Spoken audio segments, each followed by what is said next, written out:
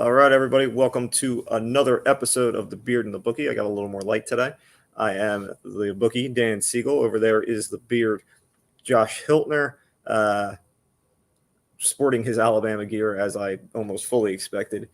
As always, you guys can follow along with us on YouTube. We are live, so you can leave comments and whatnot in there, ask questions. We will respond in a somewhat timely manner. All that stuff. So on the show today, we're going to recap what we saw this past weekend in college football, look ahead to this coming weekend. Also, this weekend is the first week of the NFL. We did the AFC last week, so we'll do the NFC this week. We'll talk week one games, and we'll talk future bets, MVP, rookie of the year, coach of the year, all that good stuff. Also, for my internet took a crap last week. We did talk a little bit of EPL, and I had mentioned whether or not it got in here, we were going to start doing some EPL bets. EPL back this week after the international break. So me and Josh will talk a little EPL, and I will announce my allegiance to an EPL team. I know many people have put in guesses. Nobody has gotten it yet. So you can get your last minute guesses here in the comments. And if somebody gets it, I will mention them once it is announced. So first off, Josh, how are you? I'm good, man. How are you? I'm okay. I think when we talked about it last week, I said, I don't know how in detail I might have went, but I said it to everybody else who was asking me about the Notre Dame game. I said, originally, when it was first on the schedule, I wasn't worried about it. Like I know it's in Tallahassee and all that. I'm not worried about it. The minute Bobby Bowden died, I was worried.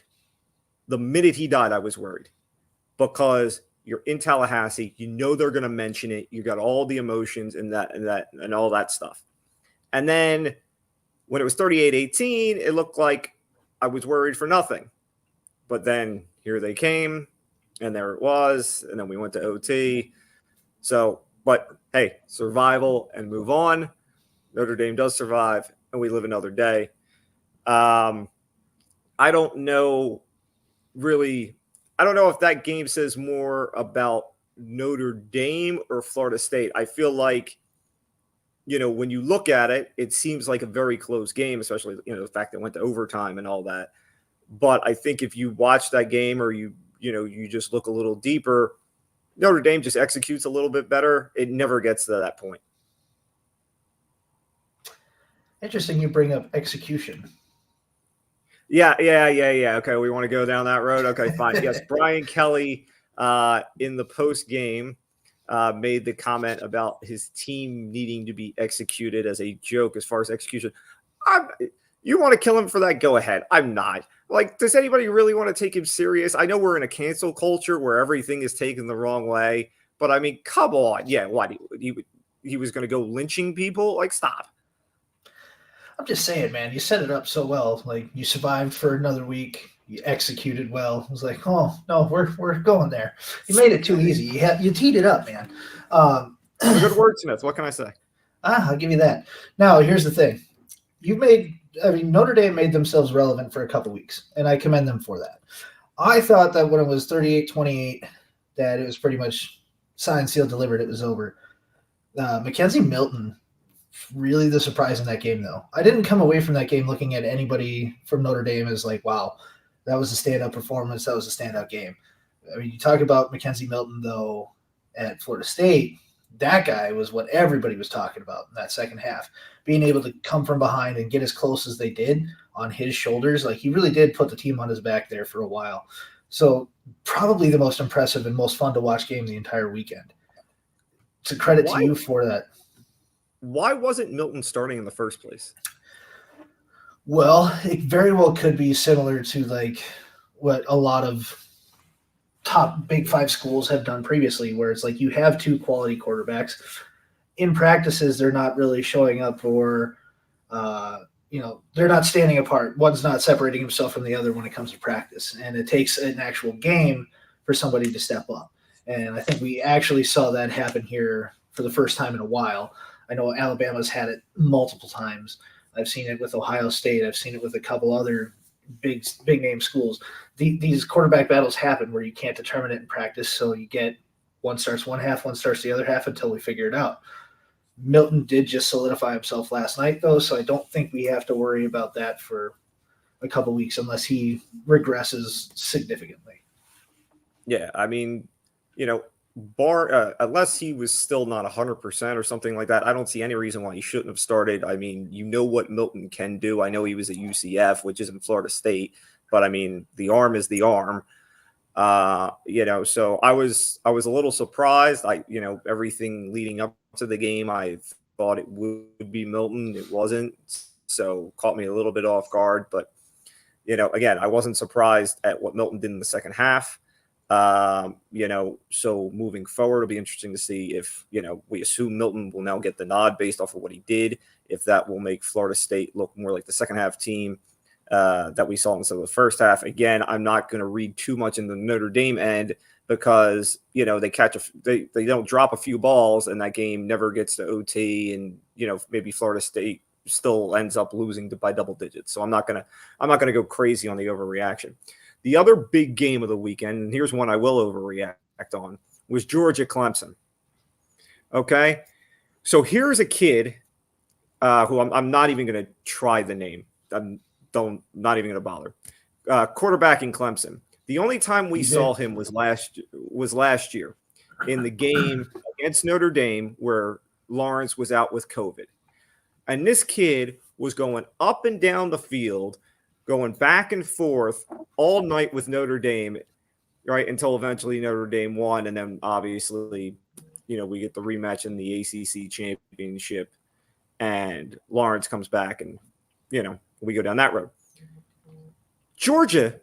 Now, Josh, Georgia typically has a big-time defense. All right, I'm not knocking Georgia's defense in any way. I'll knock Georgia's offense all you want. They never score damn points, but I won't knock the defense.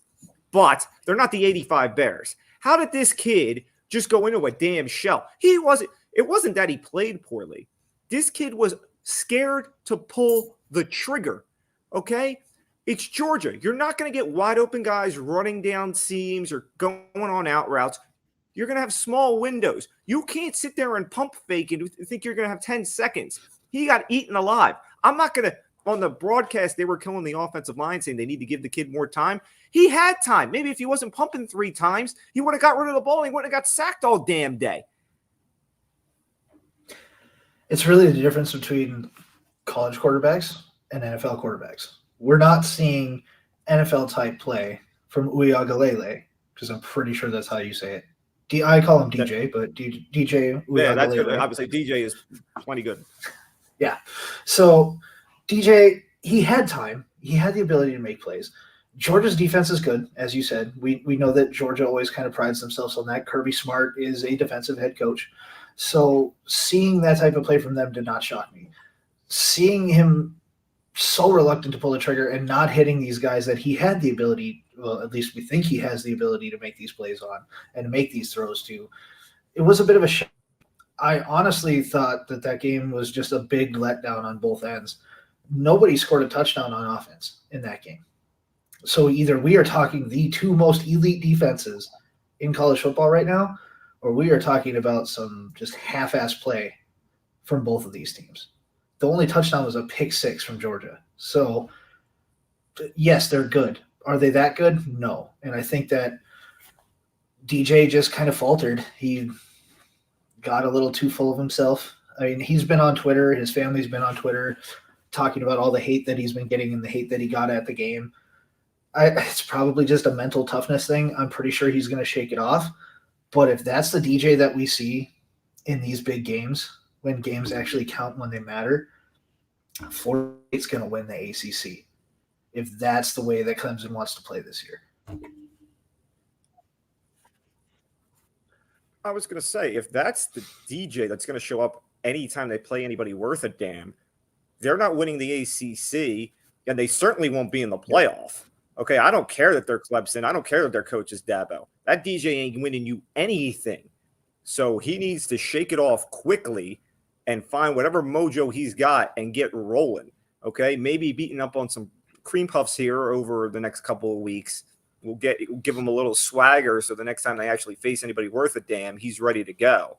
But what I saw against Georgia, that's not winning anything. That's not a Clemson team that scares anybody with that quarterback. So that's something to keep an eye on. I said last week that one of the games that I talked about last week was the UCLA game, and I said Chip has them coming. Chip's got them going, and what do you know? They beat LSU, and it wasn't close. LSU is like, people need to remember Joe Burrow's not there. Joe Burrow hasn't been there in 2 years. This isn't that LSU. Ed Orgeron, as a coach for LSU, was 28-3 with Joe Burrow. He is under 500 with anybody else. Okay, so people who thought LSU was going to beat UCLA obviously are still thinking of LSU 2 years ago. That's number one.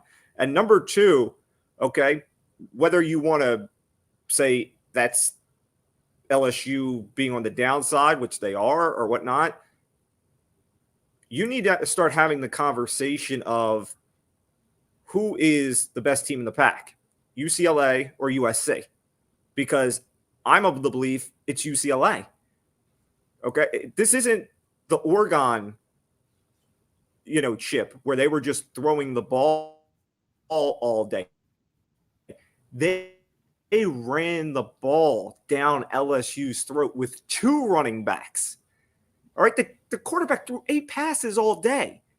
So if necessary, they're going to be deadly. Okay, and the defense, you can knock Chip the Oregon days, all right? Those defenses were never any good, and they never won any big games. But this UCLA defense, while it's not, a Georgia-type defense, it doesn't look horrible.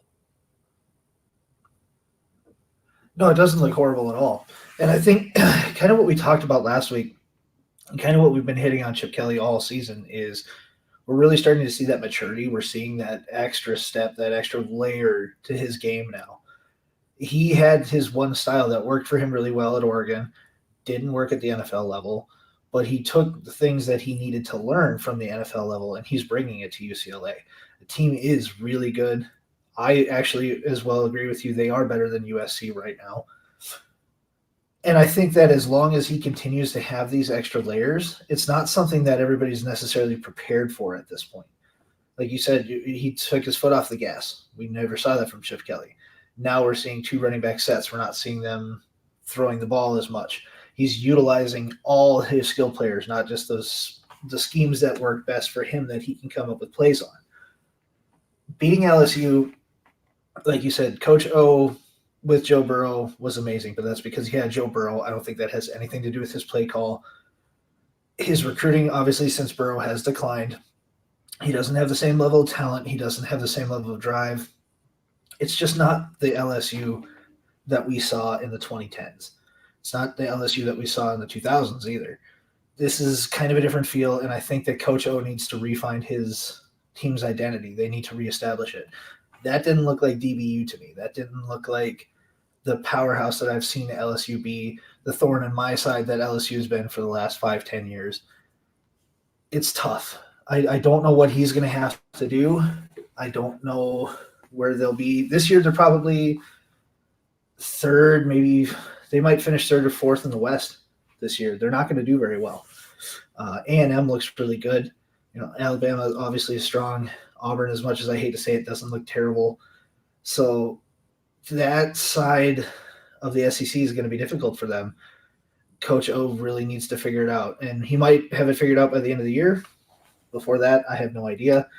But I could see UCLA definitely taking the pack this year. I don't really see much competition from them anywhere else other than USC, and I think that it's probably an easy win for them if they continue playing the way they're playing right now. Yeah, I was going to say, I don't, I know what Slovis is for USC. I've seen USC, the last few years. I feel like Chip with what he's shown in the first 2 weeks, I would take UCLA against USC right now. We'll see how the next couple of weeks play out. Let's touch on a few more games here and then move on. Sam Howell's Heisman candidacy lasted about 3 hours as they just took a crap opening night to win that game and did not. So that was done. I like what I saw from Ole Miss last night. Without Lane there without coaching. I mean, I know Louisville isn't world beaters by any means, but I thought it was a strong opening night showing for Ole Miss. All right, Josh, I will give you your 2 minutes. Go ahead. Let's talk about Alabama. No, it wasn't a shock to anybody. That was a shock. You said too, Derek King would have to play at the level that he's getting paid through the NIL right now to actually have a chance at beating Alabama. Alabama looked good. Bryce Young, by the way, for all of my haters on Alabama quarterbacks, 344 yards, 4 touchdowns, a record for Alabama quarterbacks in game 1. No Alabama quarterback has had that in the first game of the year in at least the last 20 years. Because I was looking, I didn't see anything. So Bryce Young looks great, first of all. That entire team looks good. Mechie's back. We've got Latu, what is his name? Cortland. I forget his first name, and I feel really bad about it. But we have a couple wide receivers there again that look solid. Miami didn't have an answer for anything that we were doing. Saban kind of let me down and took his foot off the gas a little bit there in the second half. I was comfortable with the 27-3 lead at the half. I would have liked for him to get up to about 40 points and then kind of drop off, but he just kind of played the long game, let Bryce Young figure it out, didn't call any major plays, didn't really try and rub it in like I wanted him to. Miami did not look like the 14th best team in the nation, though. They look like they barely deserve to be a top 25 team. Put up 25 points, so good for them. But at the end of the day, they just further proved how good Alabama is. Because I bet we're going to see Miami beat some really good teams this year. They're going to be super competitive. But, and this is the last thing that I'll say about Alabama today, this week anyway. Alabama is the only team right now that looks like they could potentially win a national championship. And I'm sure we'll talk about Ohio State here, but Ohio State doesn't even come close to the level of proficiency that I saw from Alabama against the top 15 team. I'll give you that. Of everything we saw out of the opening week as far as, national championship contenders, Alabama looked the strongest. OSU did not look overly strong. I mean, they kind of turned it on in the second half there, but, big, I mean, we had the Georgia game, but Georgia offensively, I mean, I already said it. Georgia the offense doesn't score points, especially against, big foes. I mean, we said it, all right? There was one touchdown scored in the game, and it was on a pick six. So that's not going to hold up against anybody of real substance. So, yeah, no argument there. What a surprise. Somebody wants us to mention ASU. Yes, they won. Not a surprise. Good for them. Good for them. There you go. It's been mentioned. Arizona lost to BYU, though. I was going to say, the only one thing I did want to bring up, and then we'll finally move on, is Baby Tua over in Maryland. Okay? Gets the outright win, which wasn't a surprise to me at all. And I am on record, and I guess I'll be officially on record because I'm saying it here. Baby Tua is better than Tua.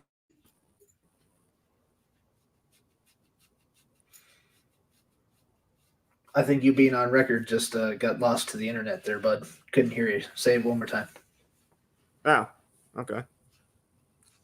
Baby Tua better than real Tua? Ooh. Baby Tua better than Big Tua in college, or has better chances of producing in the NFL? I'll take Baby Tua right now over the Tua that is about to start Sunday for the Dolphins. Okay. Interesting.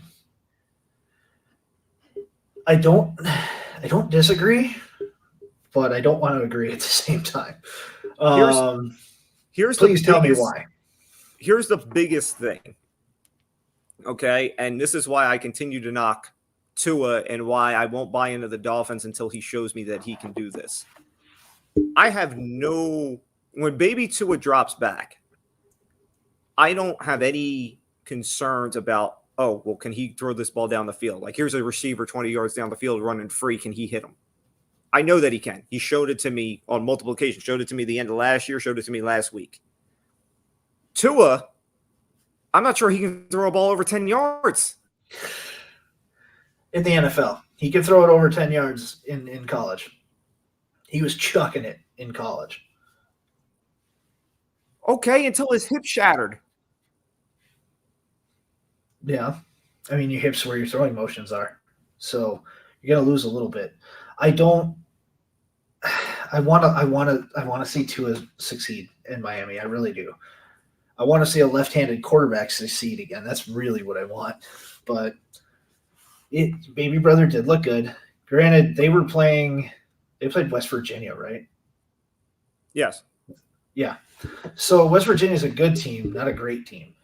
Let's see what Baby Tua does when he gets some actual pressure, when there's a little bit more heat on him. He looked pretty comfortable. West Virginia didn't really put up too much against him. So it was a good game. I wasn't impressed because no high stakes. There's nothing. I mean, in his defense, I mean, it's Maryland. Who is Maryland really going to play? Hold on, I'm going to look up the Maryland football schedule here for a second. I mean, their only real game is probably going to be whatever bowl game they get.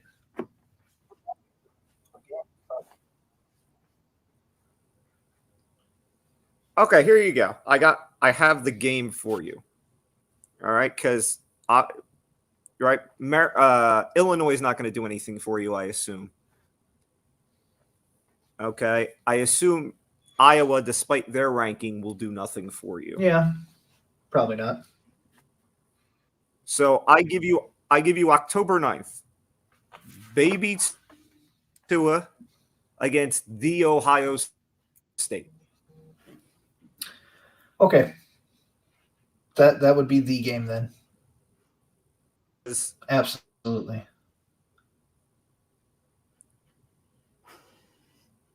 We'll have to mark this because I need to be reminded when we get to that point, because that game's a month from now. I need to see what the Maryland team total is in that game, because I'm going to assume because it's Ohio State, they will set it low. Probably. I think Baby Tua can get in the high 20s. I think Baby Tua could get in the high 20s, maybe even low 30s against Ohio State. Against that defense, yeah. If that defense plays the way they did against Minnesota. But if you noticed, it wasn't the passing game that really put the heat on Ohio State. It was the run game. Now, granted, Muhammad Ibrahim was the best running back this year. Yeah. Until he got injured. By the way, I need more information on this, because yesterday it was announced he is done for the year, and they're calling it a leg injury, but they're not specifying what exactly it is. So is this Minnesota telling me that he's got an injury? We're not telling you what it is because we're trying to save his draft stock and he's done for the year? Or is this Ibrahim saying, I've got a sprain or something, and you know what? To save myself, I'm not coming back. I don't think the team blows, so I don't think that's where his mind's at with it. I think this is Minnesota trying not to hurt his draft stock too much. Because I'm pretty sure I watched it in slow-mo and I watched it live. If that's not a torn Achilles, I don't know what is. Like, you could see it pop and curl. Like, It didn't look good. No, not at all. I think it. Yeah, I think it's Minnesota plays anybody worth a damn. It's not this week. I would say as soon as Minnesota plays anybody worth a damn, like I said, not this week. They played. Okay. Yeah, they played Ohio State. Yes, anybody worth a damn. No, yes. I'm talking about moving forward. I know they played Ohio State. Okay. I'm saying moving forward without Ibrahim, they're an automatic fade. Automatic fade from the betting standpoint. Yeah. Yeah, probably. Well, yeah. Penn State. I think they play Penn State. Because that offense won't do it. That offense will do nothing now. They still got Tanner Penn Morgan. State won a game that I didn't think they would win. Well, yeah, that was on you, though. I thought they were winning that game. It's Wisconsin. Well, gross. Yeah. Hey, Wisconsin gave that game away. All right. So had again, much like North Carolina with Virginia Tech, Penn State tried to give them the game multiple times there at the end. They just didn't want to take it. So. Yeah. I'm never sad when Wisconsin loses. All right. Yes, you've made that abundantly clear. We all know your hatred for Wisconsin. All right, looking ahead to this weekend really quickly. Were there any games that kind of stuck out to you? I did see I can't get it on my app because I live in New Jersey and we're not allowed to do these things. But I saw Rutgers is only laying 2 playing Syracuse this week. That's one that I would lay last week. I don't think Syracuse is overly good. I would lay 2 with them. The only game that really, I mean, there's a couple on here that I like. I'm interested to see Oregon and Ohio State. I just want to see if the Minnesota game was kind of a fluke for that defense or if their defense is going to button up. So I kind of want to see that. You got Iowa versus Iowa State on Saturday. I like the interstate rivalry there because Iowa's not a bad team. Iowa State's not a bad team recently. They've been better. So that's going to be a good game, I think. I'm just looking through here as well, just double checking. But those two stand out. So go ahead.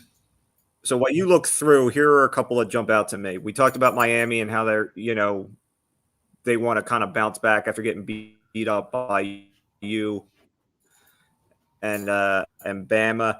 They play App State this week. They're laying 9. I think they can destroy App State. I think this is a game where De'Ara King doesn't look like he has to give a refund on that NIL. So I like Miami there.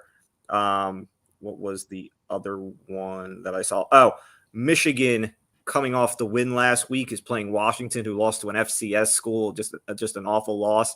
Michigan is laying 6.5. I like Washington with the points. Like, you can give me the look. Washington's not as bad as they were last week, and Michigan's not as good as they were last week. That's true. Michigan should not be laying a touchdown to Washington. I found one. I got one for you. Yeah, US. I would lay that. So I got Texas and Arkansas. Kind of get to see where Arkansas is really not a bad team this year. They're looking better than they have the past 4 or 5 years. Texas was not impressive in their win last week. I didn't see anything from them or Oklahoma for that matter. I mean, you beat Tulane like that. Tulane, and you want to come to the SEC. Okay. Texas and Arkansas, though, I think it's a good – No, I'm not. I'm hating on Oklahoma.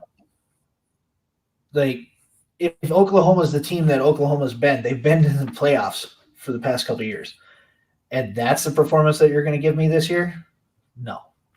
Not to start the year. That's not how you come out. But to see Texas playing Arkansas is going to be interesting. Oklahoma's beat a couple teams. Oklahoma had Baker Mayfield and won some games. They had Jalen Hurts and won some games. I don't see Baker Mayfield or Jalen Hurts winning a very close battle. But Texas and Arkansas is going to be good. I think that's going to actually be a pretty high-scoring game. I think Texas is going to have to kind of show out. Because it's almost like for those of us that are SEC fans, to me it's almost kind of like a prove-it kind of game. Like, you want to come over here, let's see.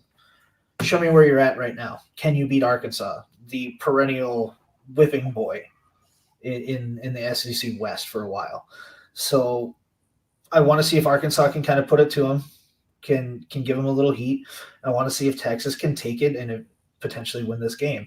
I actually think Texas will win this game. It's going to be kind of close. I don't know what the line is. I'm actually going to pull up the line right now. But that's a game that I'm very interested in. I think that's probably the only game I might watch beginning to end the entire weekend. 6.5 Texas. Ooh. Yeah, Texas is 6.5. What's the scoring line? The over or under is 57.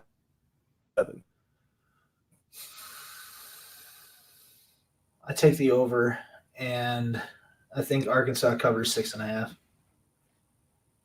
That's probably a 38-35 type game. Should be. Here's the one thing that on my app, on DraftKings, they don't have this yet. So I don't know if other apps have it necessarily yet. But somebody find me the UAB team total. They're playing Georgia. Okay? Ooh. Clemson couldn't score against Georgia last week. Do we think UAB is going to score?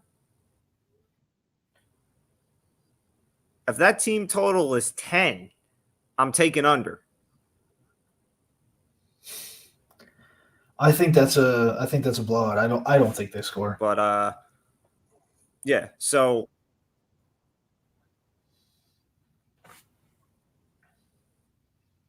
I don't think they score either. I mean, you want to lay 24.5, you can. I mean, I don't, against UAB, you would assume Georgia's offense can put up points, but UAB is not scoring. Before we move on, that popped out at you? No. This is the same UAB that lost to Jacksonville State. Or was it? No. Yeah, Jacksonville State. No, they beat Jacksonville State. Sorry. They beat Jacksonville State. They look good in that game, but Jacksonville State's trash. So I haven't found the odds. I found the SEC betting odds week 2, and I'm trying to see if it's on there. You just called Dion trash. No, not Jackson State. Jacksonville State. Different program. Different state. Jacksonville State is in Florida. Jackson State's in Mississippi. Jacksonville. Sorry, I'm terribly sorry. Jackson State did only win by a point, though, and I was kind of upset that it was a 7-6 game. That's right. Yes, I remember like vaguely watching that game while I was at work, and I was like, this is the most, like, you would think Dion's team would be able to put up some points. They put up 35 on Bowling Green last year. So very unexciting. His son's the quarterback too. So all right. So you got anything else, or can we move on? Yes. Real quick. Sweet jitters. UAB at Georgia. Georgia -29. Scoring line's 48. So it doesn't have a team total for UAB, but 48's the over under. But if the line is 20 and the over under is 48, that means you're looking at a team total of Georgia somewhere in the low 30s, which means that UAB's would have to be in the low teens. And I'm taking under. Mm-hmm. They're not getting the double digits. Yeah, not if the defense is as good as they say they are. So, yeah. You put the third unit out there, not getting double digits. Yep, I would agree. That's all I had.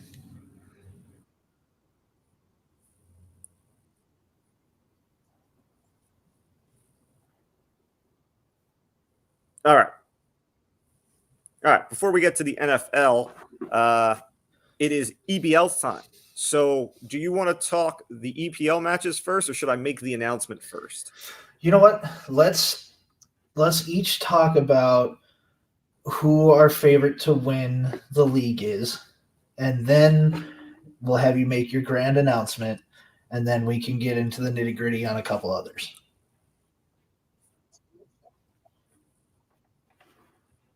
All right. Well, as far as favorite to win the EPL right now, I think a lot of people are probably looking at, your Man City, obviously, who has been kind of the toast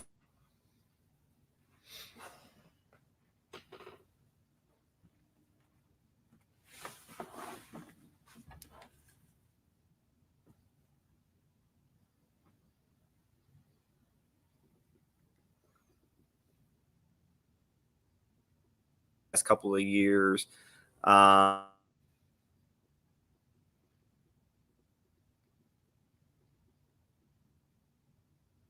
They haven't shown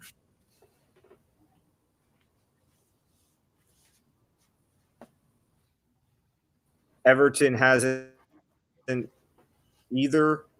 So, I mean, as of this point, you would kind of have to look at the two, either Man City or long term as far as favorites, maybe.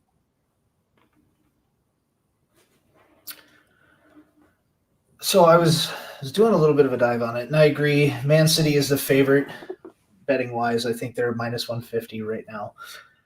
I cannot bring myself to ever say that Man City is going to win the championship. So I'm actually going to say Chelsea has the best chances this year. I actually like their betting line. I think they're plus 500 right now. They probably have the best squad overall. I think that they have the best players. I believe last report I saw that they were looking at Martin Odegaard. I haven't followed the transfer period enough to know if he actually signed with anybody or not. But I do believe Chelsea, their consistency up at the top, they know how to win. I think that City and United are going to kind of go back and forth this year between the two of them with Ronaldo coming back. You're going to see some renewed vigor as I see both teams finishing in top four. I would probably say Liverpool is the other one in the top four. Just the overall depth, roster, and playability.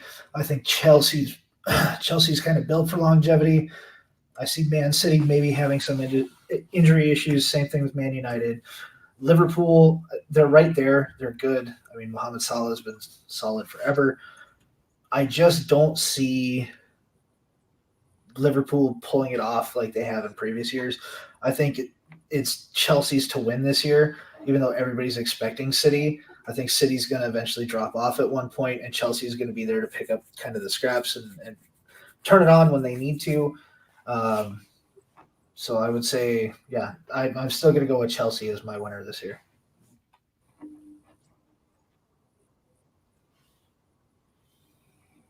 A little more offense generated.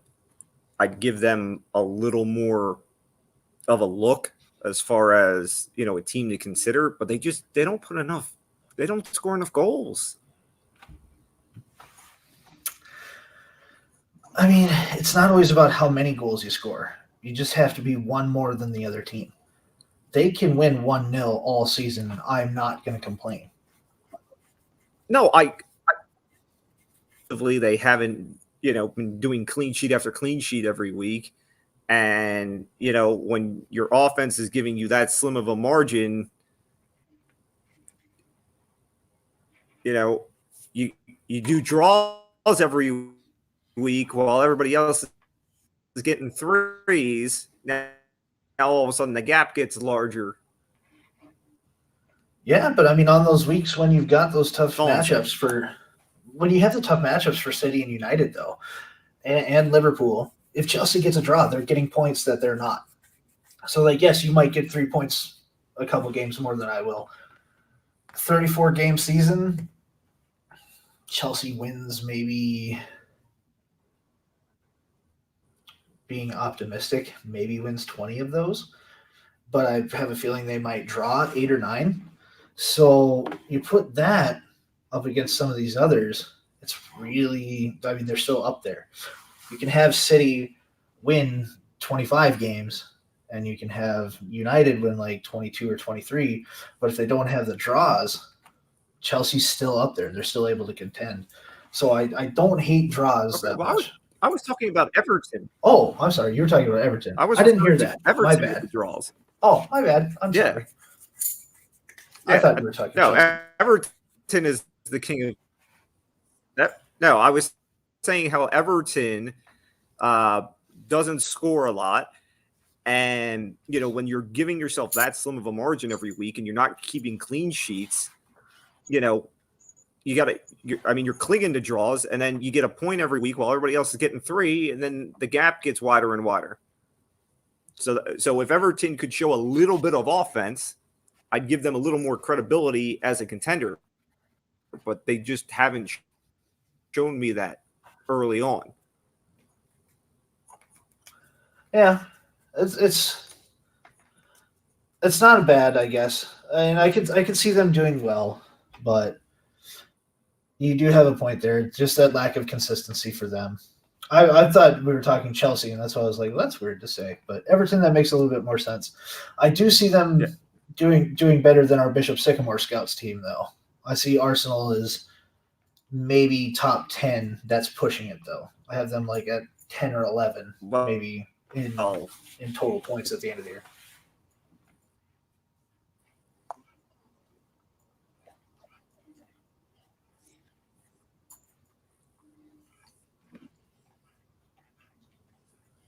Yeah, Bishop, if you saw that.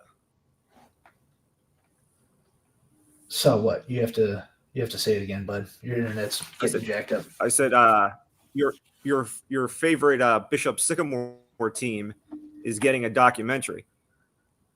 Oh my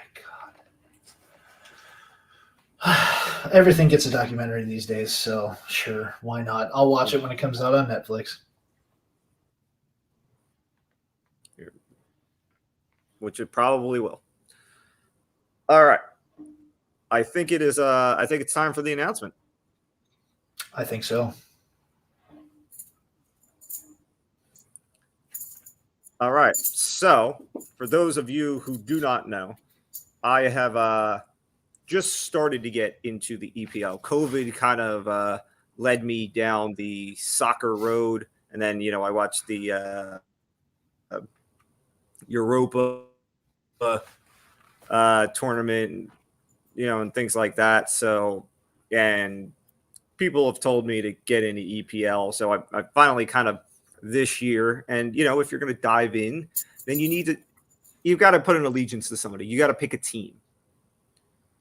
So, I wasn't going to be a front runner, and I wasn't going to go with Man City or Man U and be a cool guy like that. And, like some of our friends, I'm not, a glutton for punishment. So I didn't want to go with Arsenal because I've watched that and I don't want to put myself. So I have picked my team. And much like myself starting up, my team is starting up. My team has no history in the EPL. This is actually their first top-tier soccer season since 1940. So much like they are starting out, I am starting out. And my EPL allegiance is to Brentford, who is playing Brighton this week. And I will tell you right now, okay, you can do the risky bet, which is play the draw. Brentford is not a goal-scoring powerhouse by any means. They could very easily win that game 1-0 or draw it. You play the under 2.5 minus 175. A little juicy, but there's no way 3 goals are going to be scored in that game. None. Brentford's defense is rock solid. The first game they won 2-0. Last game, I believe, was a 0-0 draw. So Brentford is on the rise, and win the EPL, but need to start looking there, buddy. They're a plus 100,000 to win the EPL. I just looked, and I think Good that's money. about great money. That's a super bet. I'm going to put $1 on them just to make it fun. And when they lose, it'll just be like every Vikings playoff run I've experienced my entire life. So I support you on this venture. While it is not my team, I respect that you are going with a team that is starting up as you start your own fandom within the sport. I respect it. Knowing full well that your team is not going to be a threat to me for a good number of years, if ever. So I fully support it. I think it's great. My Purple. choice.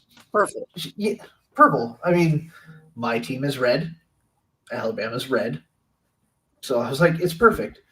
I'm a Man United guy, as all of our friends know, but I haven't said it on here. So I kind of walked into it from a movie, and I was also like, I like teams that were red for the most part. Man United it is for me. I'm good with it. Could have went Liverpool. Man United had the better songs, had the better players, had the more interesting storylines for me. So I was all about it.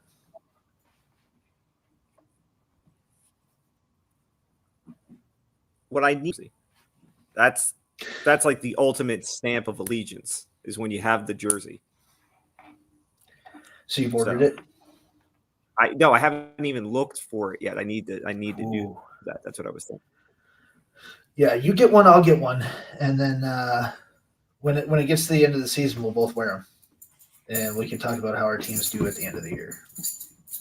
Yours, I'm sure, will be brief. There you go. I would say when Brentford is in the if Brentford's in the finals with my $1 bet, I will lose my fucking mind. Okay. All right. So real quickly, like I said, I like the under 2.5 in that Brentford game. Tottenham has an issue. They're going to sit 2 out, basically telling anybody to try and go play for the Argentina international team the other day. And when they found out that they had gone and not quarantined or anything, Brazil had that game shut down. And so Tottenham is suspending them. They will not play. Does that change your thoughts about this game on Saturday? I mean, playing Crystal Palace, who was just garbage. I don't believe that even with the 2 starters not playing, Tottenham will have any issues with Crystal Palace. I mean, if you take them on the 3-way, they're only minus 115. That is cheap. I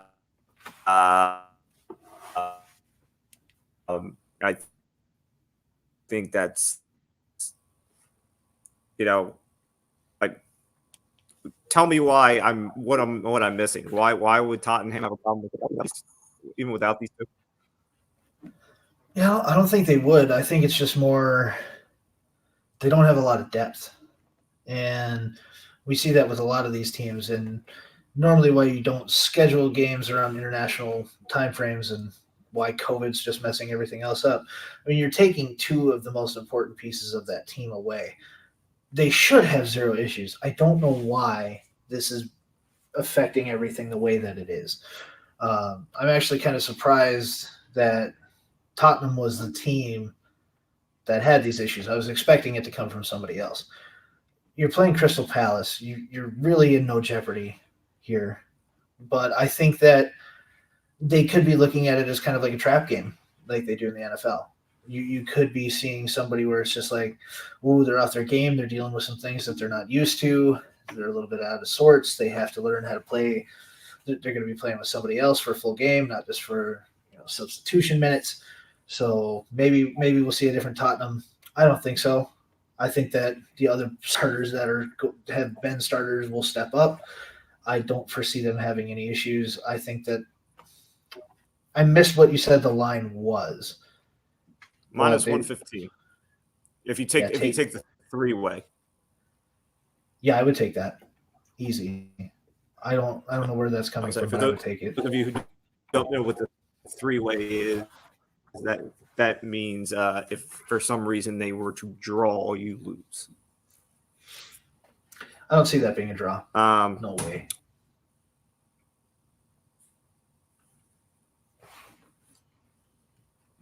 Does Arsenal actually get a win this week against Norwich? No. Arsenal loses every game this year and gets relegated. Fair enough. That's the most I want to talk about them. Yes. Just wanted to set you up one. Okay. All right, so let's dive into the NFL. We did the AFC breakdown last week, so let's do the NFC here. Let's try and get through this quick. The news for today. The Ravens, they lost Justice Hill, so they worked out some running backs and they signed Le'Veon Bell. Can the Ravens rejuvenate Le'Veon Bell?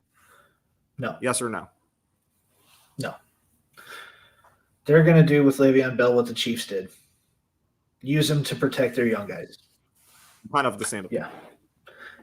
The only person that can rejuvenate Lev Bell is Lev Bell, and he's choosing not to. So you're going to see him brought in when teams have injuries to their major player. J.K. Dobbins is young, just like Clyde Edwards-Helaire was last year. You bring him in as a veteran running back. He knows how to run it. He can coach up the other guys. He's going to have that support role, and he's going to get his touches. So he's going to get some playing time, and he's going to get his money. You're never going to see him as an every down back again, though. He's not going to be the shining star that he was when he was at Pittsburgh. You're never going to see that guy again. He's not that guy anymore. He's been given a different role. It works out really well for him, and he's going to get paid as long as he can continue to do it.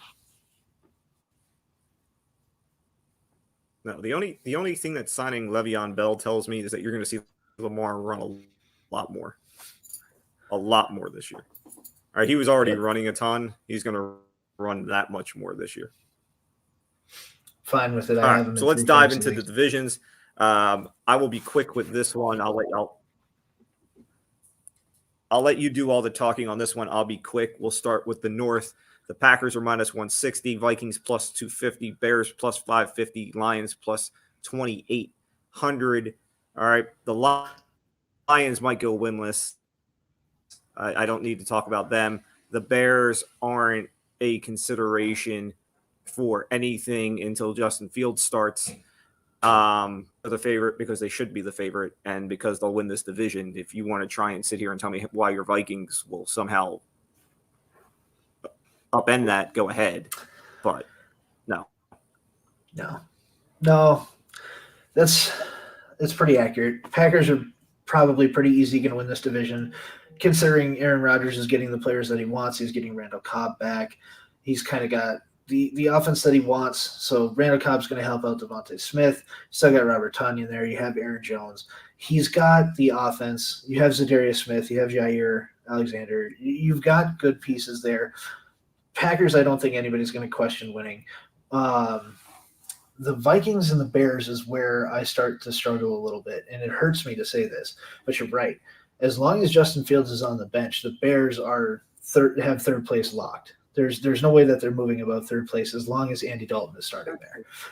The moment that Justin Fields starts, that's where things get tricky. And the reason isn't because the Bears are just that good. It's because my Vikings are still the lowest rated vaccinated team.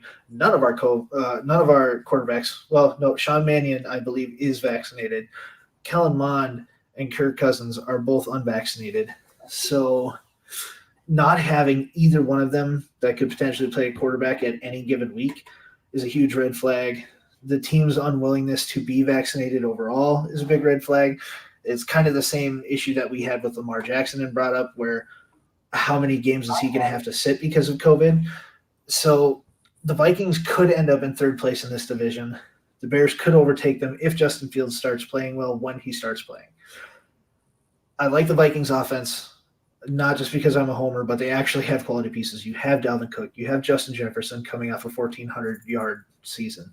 You have Adam Thielen, who's been kind of the perennial can-do-it-all wide receiver. You have Dede Westbrook, who people are completely forgetting about and undervaluing. Yes, he's coming off an injury, but we still have ISM. We still have KJ Osborne. We still have guys that are able to produce there. I mean, we signed Chris Herndon because Irv Smith's going to be out for the entire season. And our defense is actually a lot better than it was last year, and we didn't really add that many pieces. We're just getting all the people that opted out of COVID back. I mean, we have Dalvin Tomlinson, we have Mike Pierce, we have Danielle Hunter coming back. We have Everson Griffin back, even though he's not going to be our every down starter. You're going to see DJ Wanham lining up on that side. You have Anthony Barr and Eric Hendricks. We have Nick Vigil, but we run nickel. Like, nickel is our every down defense now. So you're only going to see those two back there. Got Patrick Peterson to come coach up some of the young guys at DB. Losing Jeff Gladney kind of hurt, but that's his own fault with his domestic violence issues. Still got Harrison Smith back there. The team overall looks good. They have the ability to produce. It's whether or not Kirk Cousins can find a rhythm. The new rebuild offensive line, Christian Darrisaw is back at practice, but don't believe he's going to start week 1. So you still have some quality pieces on that offensive line that are really starting to come to their own. Brian O'Neill looks good. Ezra Cleveland looks good. So Garrett Bradbury is good. Oli Udoh surprisingly looks okay at right guard. So the Vikings could be good. They're not going to beat the Packers this year, and it hurts me to say that. But if Cousins goes down and Mond goes down for any number of weeks with COVID, or if Cousins is just not producing at the level he was last year, he was a consistent 300-yard passer last season. If he's not that this year, and we don't have a healthy Dalvin Cook getting, between 75 and 125 yards, that's done. Detroit Lions, I don't think, go defeated. I think they win a couple games. They have the Giants on their schedule this year. That's a winnable game for them, shockingly. You can look at me and think that I'm crazy. I know it hurts, but it's true. And you have to know it's true because Jared Goff can throw the ball at least 25 yards. Danny Dimes throws dimes because he can't throw it past 10 yards. So that's my rant on the NFC North. I'm done. Well, on that note, you segue nicely into the NFC East, where Yes. the Cowboys are a favorite, but Vegas says they have no idea who's winning this division because everybody's plus money. Cowboys are plus 150. The team, formerly known as the Redskins, are plus 200. Giants are plus 400. Eagles are plus 500. Let me get this out of the way first. I am going to I don't buy the Eagles defense. I'm not sure what kind of coach Nick Sirianni is. I don't care what they're trying to sell out here. I don't care what the players are selling or are saying. So I don't see the Eagles winning, games.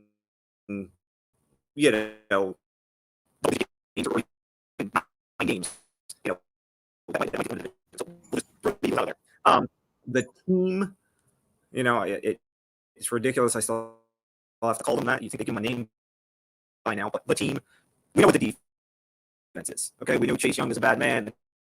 The defense is, one of the top groups in the NFL. How much magic is left in Fitzmagic? That's the question. Okay, you have good Fitzmagic, you have bad Fitzmagic. What, how much of which end are they going to get? because if you don't get enough good, I'm not sure that defense is even good enough to overcome that. Because bad fits magic is just as good as is simple. Forget that. I think they get caught up in much like yourself, in these majestic beards and all that, and they fall in love with them, and they forget that he can be interception happy. Dallas is pretty simple. Okay, if the defense shows a little improvement, all right, then it falls into, do you get a rebound from Zeke? How healthy is Dak? Because they have all the offensive weapons that they need. It's just, can Dak stay healthy, and can you get a rebound from Zeke? Because the Zeke from last year won't get it done, and if Dak goes down for any amount of time, they're in trouble. By the way, why hasn't Jerry Jones called Cam Newton yet? Okay, you have nobody there. Cam is better than nobody. All right, I'm not endorsing Cam for anything, but he's better than nobody. Okay? You can take a crap on Danny Dimes all you want. If, and I underline if, because this has been a problem since before Danny Dimes ever showed up. This was a problem the last few years with Eli. They can ever get that offensive line to be competent. Maybe I could see what Danny Dimes can do. Okay? Because on the rare occasion Danny Dimes has a clean pocket, Danny Dimes is fine. Okay? And you can ask any quarterback. Ask Tom Brady how good it is to have about 3 seconds to figure out what the hell to do because you have a defensive lineman up your ass. All right? It's not great. Can I get a healthy Saquon Barkley? Okay? That's a big question mark, and it's a big boost if I can to this. Because I feel like the Giants view Kenny Golladay to be the Daniel Jones what Plaxico Burress was at one point to Eli Manning. Be the tall receiver that you can just throw the ball up to when you're deep inside the red zone to get touchdowns. Evan Ingram was a Pro Bowler last year. I'll put that in parentheses, backing him up. So, it's not like if Ingram goes out, I don't have somebody just completely incompetent there. The defensive group is solid. The defensive group is the reason why they were in so many games last year. I mean, they literally almost won the division because of the defensive group. So I'm not going to discount my Giants. If there's anything to a season with literally no expectations, which you're kind of going to with this one because you have all kinds of question marks, they tend to surprise you. It's when you kind of go into seasons with expectations that they tend to let you down. So for every reason I can lay out here and tell you why the Giants won't win the division, I can lay out 800 reasons why they could very easily win this division. In the NFL is a flip of the coin. Outside of maybe the Eagles, okay? And I'm sure I could probably make enough of a case there, but I'll leave them out of it. You can make a case for any of the three other teams, and that includes the Giants.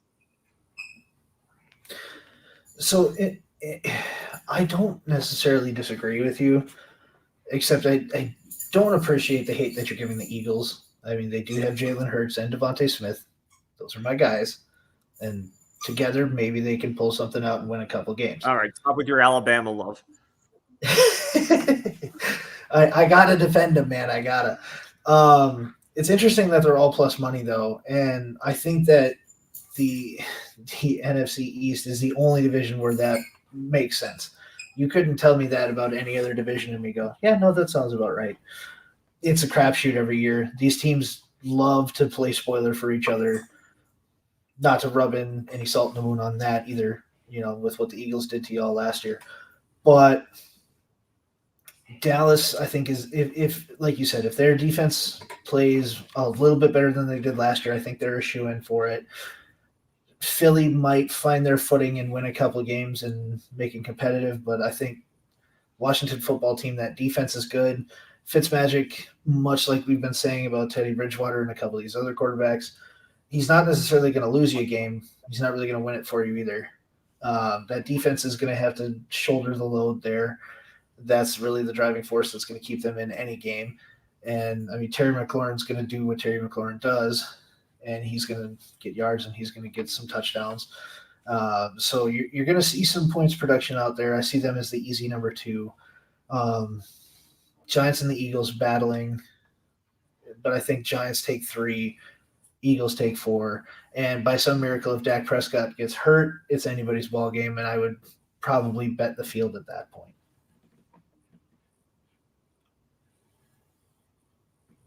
Somebody in the comments saying you should get rid of your love for Hurts because he's a Sooner.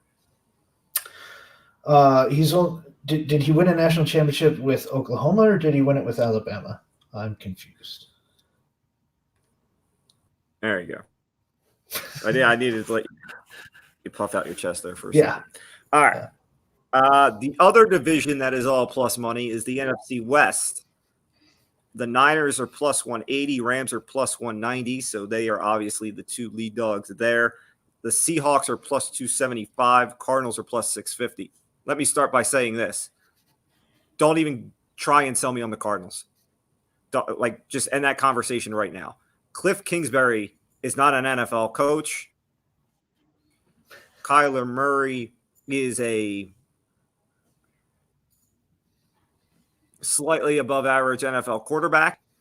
That defense is 10 games this year. I think they still need to figure out the receiving core outside of DeAndre Hopkins. I mean, what is Christian Kirk? They don't have Larry Fitzgerald. The running back situation, is Chase Edmonds an RB1? So, nothing with the Cardinals. Seahawks, the problem is with the problem, and you don't have the Legion of Boom on the other side anymore. So Russ is always going to make things happen. Russ will always let them win more games than they probably should. Whether that's enough in a stacked division, I find that hard to believe. I just think there's too many things for him to have to overcome with his own team to get over everybody else in that division. So that leaves the Rams and the Niners. I know everybody is high on Matthew Stafford going to the Rams, Sean McVay. I'm going to say this, and you can speak on this better than I can because he was in your division this whole time. Matthew Stafford never had an issue with offensive weapons at Detroit. He had Megatron. I can go on and on and on. And the Lions, okay, who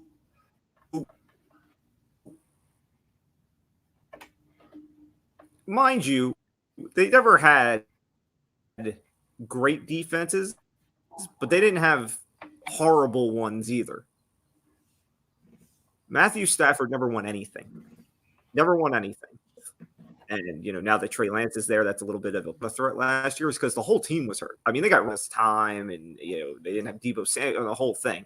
So if you're just going to tell me I got a full healthy Niners team, and my biggest concern is I might get Trey Lance a little more than I get Garoppolo or whatever, I'll take the Niners because the Niners are the team that is two years removed from the Super Bowl. And as much hate as you want to throw on Jimmy G has gone through a postseason and has gotten to a Super Bowl. I haven't seen Matthew Stafford do that. You haven't seen Matthew Stafford do that because he played in Detroit. Now that he's in LA with a better offense and with an actual defense, it's a whole new ballgame. I completely agree with where the NFC West is. I think the Cardinals do end up I take that back. I think Seattle ends up on the bottom this year. And I think that's solely based on the inconsistencies that they have on offense. Some weeks they look like world beaters. They look like the best team in football with Russell Wilson, DK, and Tyler Lockett. That offensive line has never been able to protect Russ, though. Russ has consistently been one of the higher sacked quarterbacks in the league. His footwork and his mobility is the only thing that's been saving him. There's, like you said, there's no Legion of Boom, though, anymore. You have Bobby Wagner, who, much to my chagrin, is getting older. He's not producing. He's still making tackles and making plays, but he's not the fear factor that he used to be. You have Jamal Adams there. And so you do have some pieces. And they're going to win games. They're going to win games on Russ's back. And he's still not necessarily happy. And I know there was trade rumors about him before there was Aaron Rodgers trade rumors. So there's some potential there. I think that they could end up on the bottom. I could see the Cardinals taking third in that division. But like you said, Kingsbury's not an NFL coach. He's just not built for it. So I don't see, even with all the weapons and all the pieces that they have, something's not going to work out there. Something's just not going to mesh. They're bringing in these big names, but they've lost a lot of their key pieces. When Patrick Peterson left and Larry Fitz decided he didn't want to come back anymore, I mean, that's two pillars of your team that you've had forever that really built the brand, knew the area, had that rapport, I mean, knew how everything worked, could coach up the young guys. You're losing that. You have DeAndre Hopkins there, and you have J.J. Watt, you have Chandler Jones, but you have Kyler. You have these guys there, and it's a good team. I don't think it's a great team, and I think that as long as you have what's going on with the Rams and the Niners, they're not going to be a playoff contender. They may somehow get into a wild card, but that depends on what happens in every other division. I'm taking the Rams in the NFC West, and I think that they are going to win it pretty handily. The Niners are a very good team. I mean, you're talking about two of the teams, well, 3 out of 4 of the teams in the NFC West have competed in Super Bowls in recent memory. Rams looked good. Niners looked good. Neither one of them could pull it off, and I think that was quarterback play for both of them. Trey Lance, I don't think, is the answer for the 49ers. I think he's serviceable. I think he's a bit better than Jimmy G and has a little bit better upside, but he's not the guy for me. I haven't seen anything that sold me on him being the guy there. Matthew Stafford is what LA needed when they were in the Super Bowl against Kansas City. Was it Kansas City? No, sorry, that was the Niners. That's what they needed against Tom Brady and the Patriots when they played. If you had a guy like Matthew Stafford who could throw 4,500 yards every season and could just make plays and chuck it up and get it to any receiver, make every throw, they win that game. So I think Rams with that defense end up on top. Niners second. Seahawks and the Cardinals are a toss-up. I'll say Seahawks just because of Russ Wilson, and then Kyler and the Cards in fourth. All right. By the way, shout out to our listener / watcher Chico. He has us on his TV. Oh my guy, I love you. Yeah. Shout out to his mustache. Just means our heads are even bigger than they are when what we're looking at right now because he has us on his TV. He's getting us real close. Last is the NFC South. I'm not going to spend much time here. Bucks are -200. Saints are +350. Falcons 9. Falcons and Panthers are 9-1. Unless Tom Brady dies, the Bucks are winning the division. Okay, I mean they're bringing back everybody on both sides of the ball. And I mean, even if they have injuries here and there, they have guys that can step in and fill. And as long as you have Brady, he'll make things work. We saw that last year when they had injuries like Julian Edelman 2.0 and things like that. So, I'm not buying the Jameis reclamation project. I'll go into that when we start talking about week 1. But Yeah, it's Tampa, and it's not a discussion. Yeah, Tampa's really the only team with a quarterback. Sam Darnold's not going to do anything in Carolina. Jameis Winston's not going to do anything in New Orleans. Matt Ryan's on his way out. Matt Ryan's the only one that has real weapons with Calvin Ridley, and even that's not much to go on anymore. So, yeah, Tampa Bay would Tom Brady would have to die on the field for them to not win that division. Maybe we see a resurgence in Jameis and he actually performs a little bit better than his 30-30, but I mean, that's mainly going to be carried by Alvin Kamara at that point. And the wide receiver core is okay. Michael Thomas is still there, regardless of his issues and his situations. I could see New Orleans still being relatively competitive. I don't see them being playoff contenders, though. Carolina, if Darnold has some progression that he never got with the Jets, you can blame Adam Gase. You can just blame the Jets as a whole for the past 35 years since Vinny Testaverde, pretty much. Just having terrible quarterback play. Sam Darnold could potentially do something under Matt Rule. I mean, he does have CMC there. He does have a decent O line. He probably has a better O line than some of the others that we've talked about tonight do. But I don't know. That's really just the only thing you're going to talk about in that division is Tom Brady. How much did Tom Brady beat the Saints by, or how much did they beat Atlanta by? Did Atlanta even come close? Are we going to see an Atlanta that blows a lot of leads like we did? Are they just going to come out guns blazing? Probably not, because they don't have Julio anymore. But are we going to see them blow a lot of fourth quarter leads? Are we going to see them losing by much wider margins now? It's going to be interesting to see. Or do we see them tank to potentially get a better draft pick? Well, they're not going to tank, but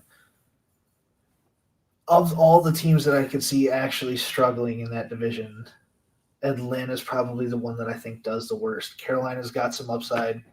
Saints could do decent. They have the pieces to do well. They just don't have the quarterback play. Real quickly, I want to correct you. You said the Jets since Vinny Testaverde. It's since Chad Pennington. Okay. All right. I wasn't considering him, so that's fair. All right. Let's run through the over-unders real quickly. I'll just give you the team. I'll give you the number. We'll say over-under. We won't go into too much detail here. The Packers, over-under is 10. I'll take the over. I think 10 is the bottom number there. I would agree. I'd take the over. Cowboys, the number is 9. Just because of the uncertainty, I'll take under. It's 9, not 9.5. It is 9 flat. I'll take the over. Assuming Dak stays healthy with that division, I'll take the over.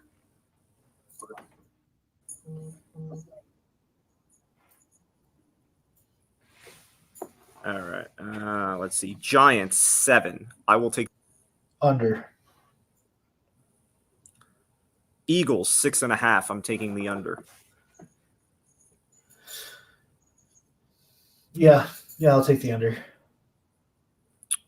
Rams, 10.5. I'm taking the under. I'll take the over.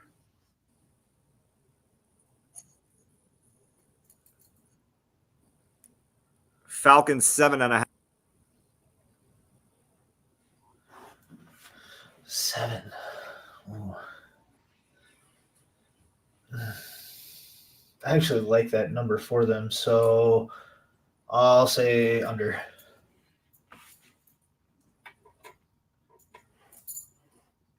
The team, 8.5. I will take. Oh God. Yeah. Take the free point. I'd take the over. Saints, 9. I'll Under. take under. Yep, under. Bucks 12. I guess I got to take over. 12 is probably the bottom line for them. Considering in division play, I actually like 12. We could see a surprise loss. So I will take the under only because I think they might go 11-6. Okay. Cardinals 8.5. I'm taking under. I'll take the over. I think they go 9-7. I think that entire division ends up above 500. The Bears 7.5. Can I find out what week Justin Fields starts? Yeah. Let's say week 4. What's their first game against Detroit? Week 4, I'll take the over.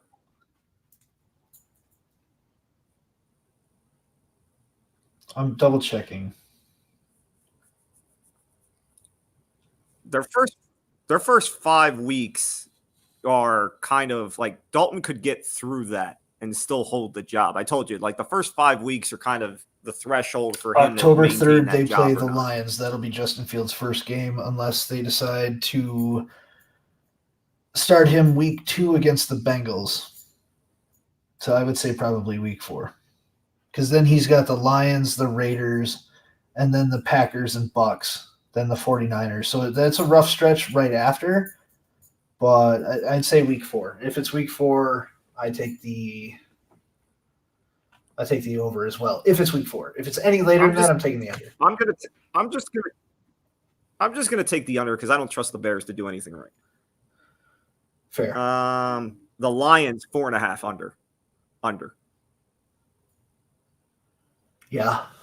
Yep. I think they win 2 games.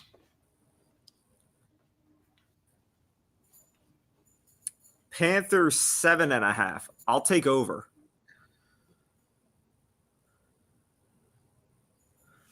Yeah, I'll take the over. 8-9 sounds about right.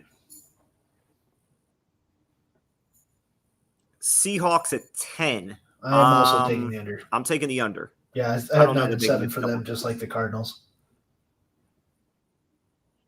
Niners 10.5. I don't like the hook. I'll take the over. The hook bothers me because I don't know that they can get to 11. 10-7.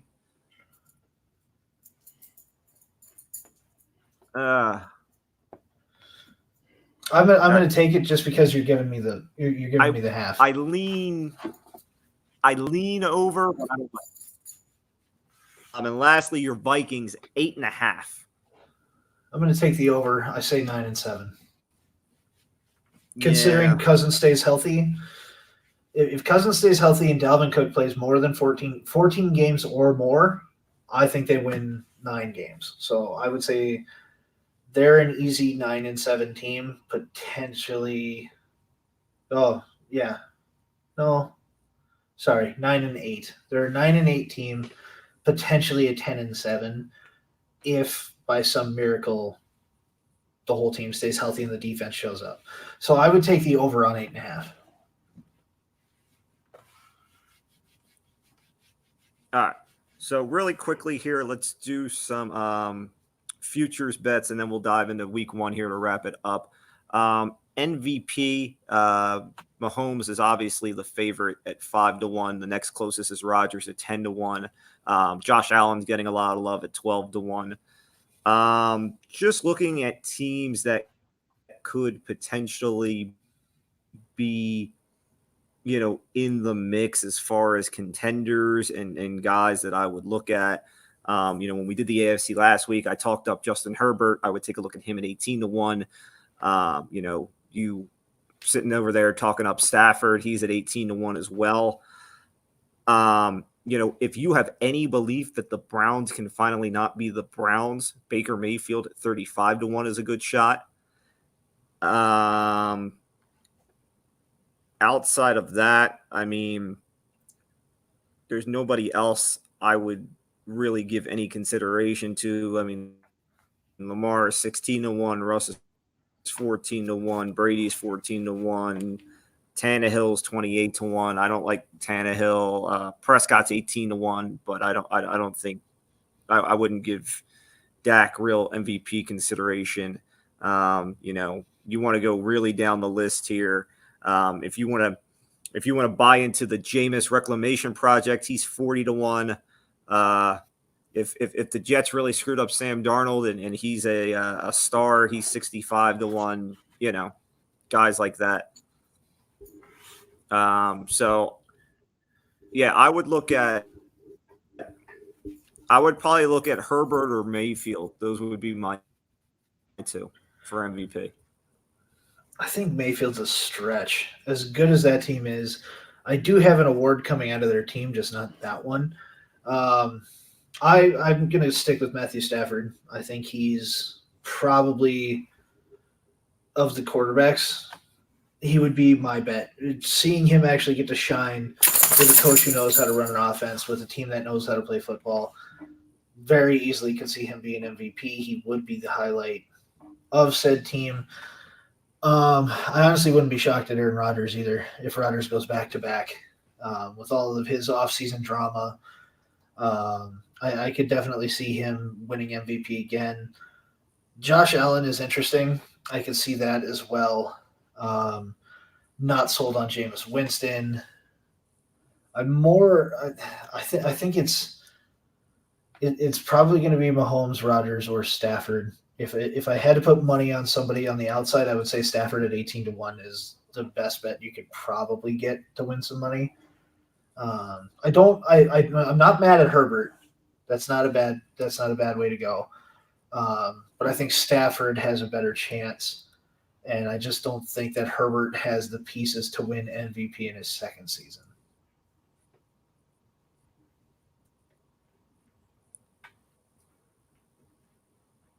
I mentioned it last week, and this is the thought process with Herbert. The Chiefs' schedule, especially early on, is really tough. And if the Chiefs stumble out of the gates in any sort of way, and the Chargers, minus Anthony Lynn now, can get over the hump of just finding ways to get in their own way, the Chargers could be set up to possibly sneakily win that division. And if the Chargers win the division and make the serious contention for MVP. So that's just my thought process there. Out of curiosity, because I haven't brought him up all day, what's Teddy's odds? Let's take a look here. I was going to say. There's no way he gets it, but I'm curious. How far down this list do I have Yeah. to go to find Teddy Bridgewater?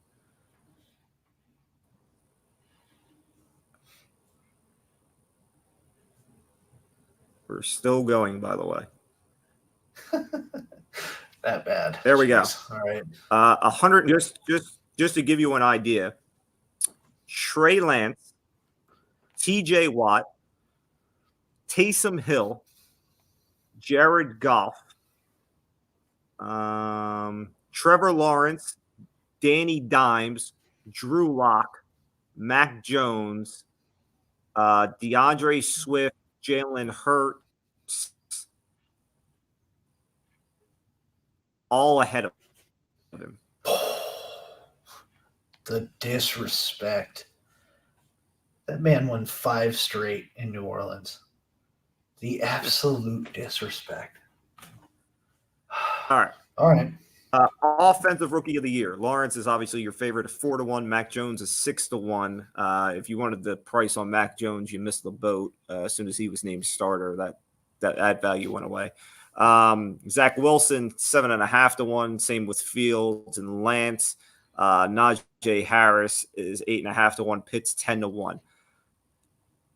Both of my guys for Rookie of the Year are long shots. So I'll let you take this one, and then I'll give you my picks. I mean, my pick was Kyle Pitts. I think Kyle Pitts at 10-1 is a good bet. He's the best tight end we've seen in a couple of years. I think he really has the best chance of having a good season.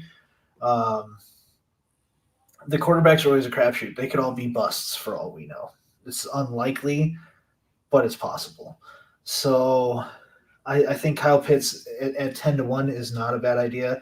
I'm currently running through all of the offensive players that were drafted this year, trying to find somebody, potentially Jamar Chase, but he's kind of shot himself in the foot, even being able to play this year. But he would have been somebody that I would have selected.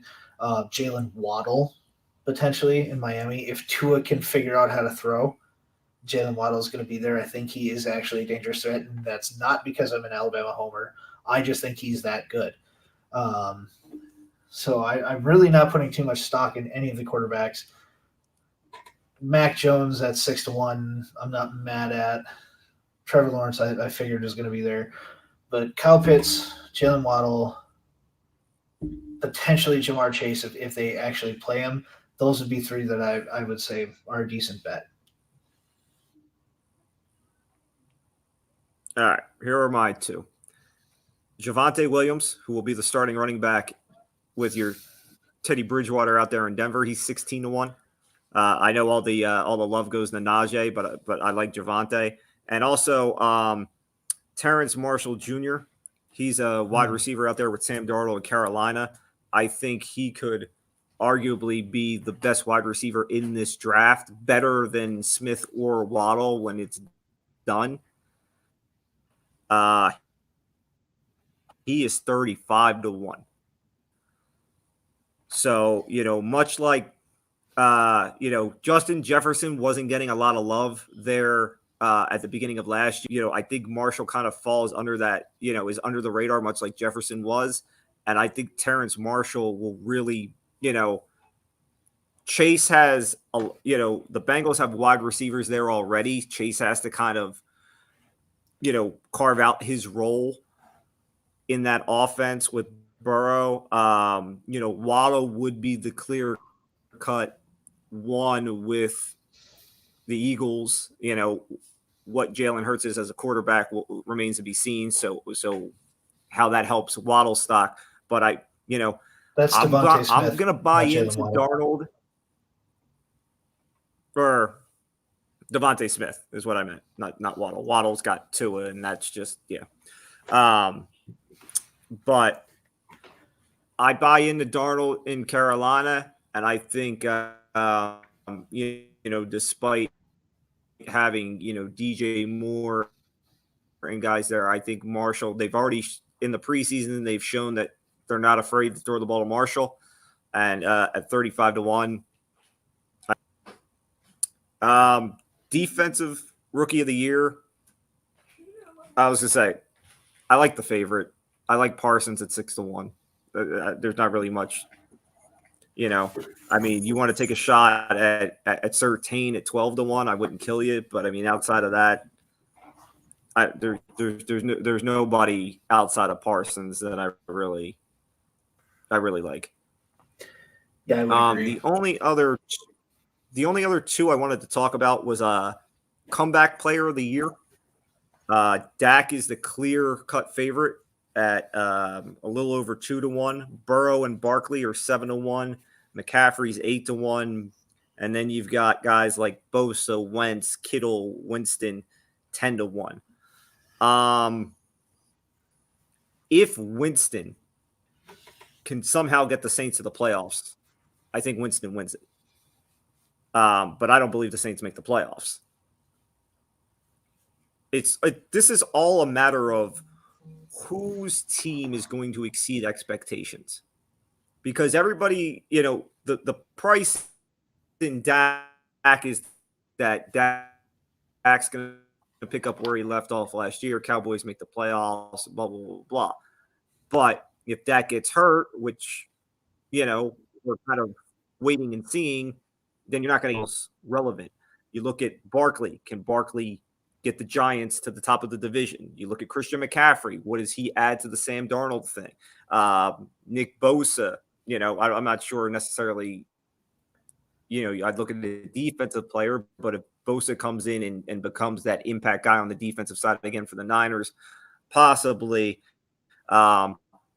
Does Carson Wentz, being reignited with Frank Wright, show the good Carson Wentz and the Colts make the playoffs? Do the Colts overtake the Titans for the division? That would give Carson Wentz the boost there. So it's all about what storyline you believe in, really, for comeback player of the year. I don't necessarily advocate for any of these guys, because it's really a crapshoot. If anything, just because I think it is the clearest path to whether or not you would win, Jameis at 10-1 would be my bet. Because, like I said, if Jameis gets them to the playoffs, I think Jameis wins, despite anything else. Yeah, I had Christian McCaffrey at 8-1 as my favorite, and that's mainly because we know what Christian McCaffrey can do, in that offense without much help around him. So him coming back, if he's able to put up, the numbers that he did before his injury, and I don't think Carolina is going to be a playoff team, not even close. Just like the Saints, I don't think the Saints are going to be a playoff team either. But if Christian McCaffrey comes out and looks good and puts up good numbers, he could very easily put up 15 touchdowns this year. And I mean, with his dual threat ability, he has the ability to win it. I'm not mad at Carson Wentz either. I think Dak still is the clear-cut favorite for this, but like Carson Wentz, we don't even know when Carson Wentz is actually going to play this year. So he could still be out for a couple of weeks. Well, did they say week 1? Because I bet he gets hurt still, and he misses a couple games. I don't think he's fully healthy yet. I don't believe it. As of right now, he's playing Sunday. I can smell the Bishop Sycamore from here. Last is Coach of the Year. I'm going to make this real quick. Belichick at 12-1 is the bet, because if the Patriots make the playoffs, Belichick's getting Coach of the Year, and I think the Patriots are probably going to make the playoffs. So Belichick at 12-1 is the clear bet, and I don't think there's really even a discussion worth having outside of that. So interesting. I said earlier that I had a Brown on for my the list, record, since you love the Rant, McVay is 18-1. I say Kevin Stefanski, potentially for Coach of the Year. And the only reason I say that, actually, go ahead. What's his odds? Yeah, I was gonna say, I believe, since I quickly looked at it, let's I gotta bring it up now again. There we go. Stefanski is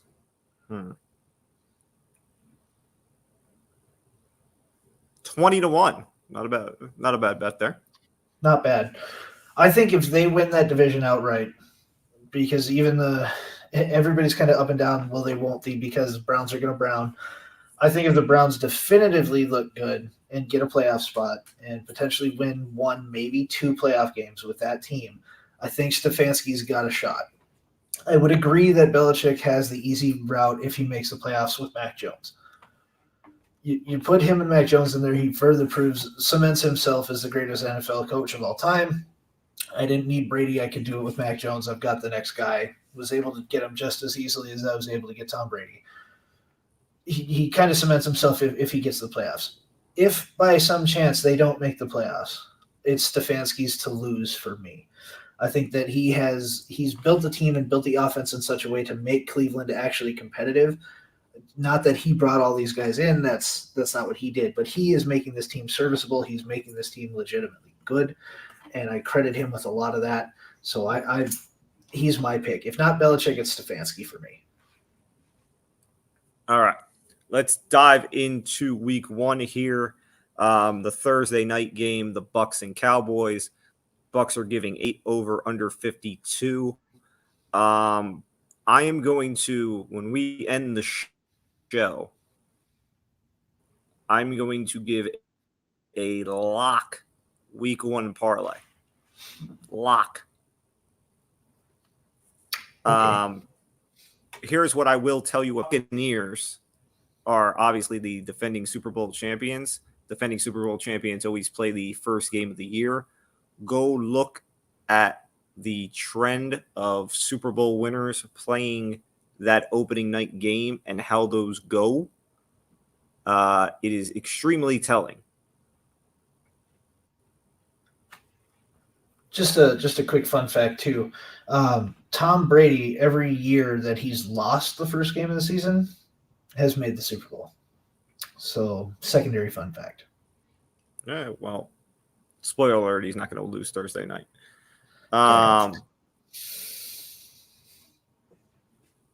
right, so I'll just run through each game here quickly, and then we can kind of, round it out with the few that we like the most.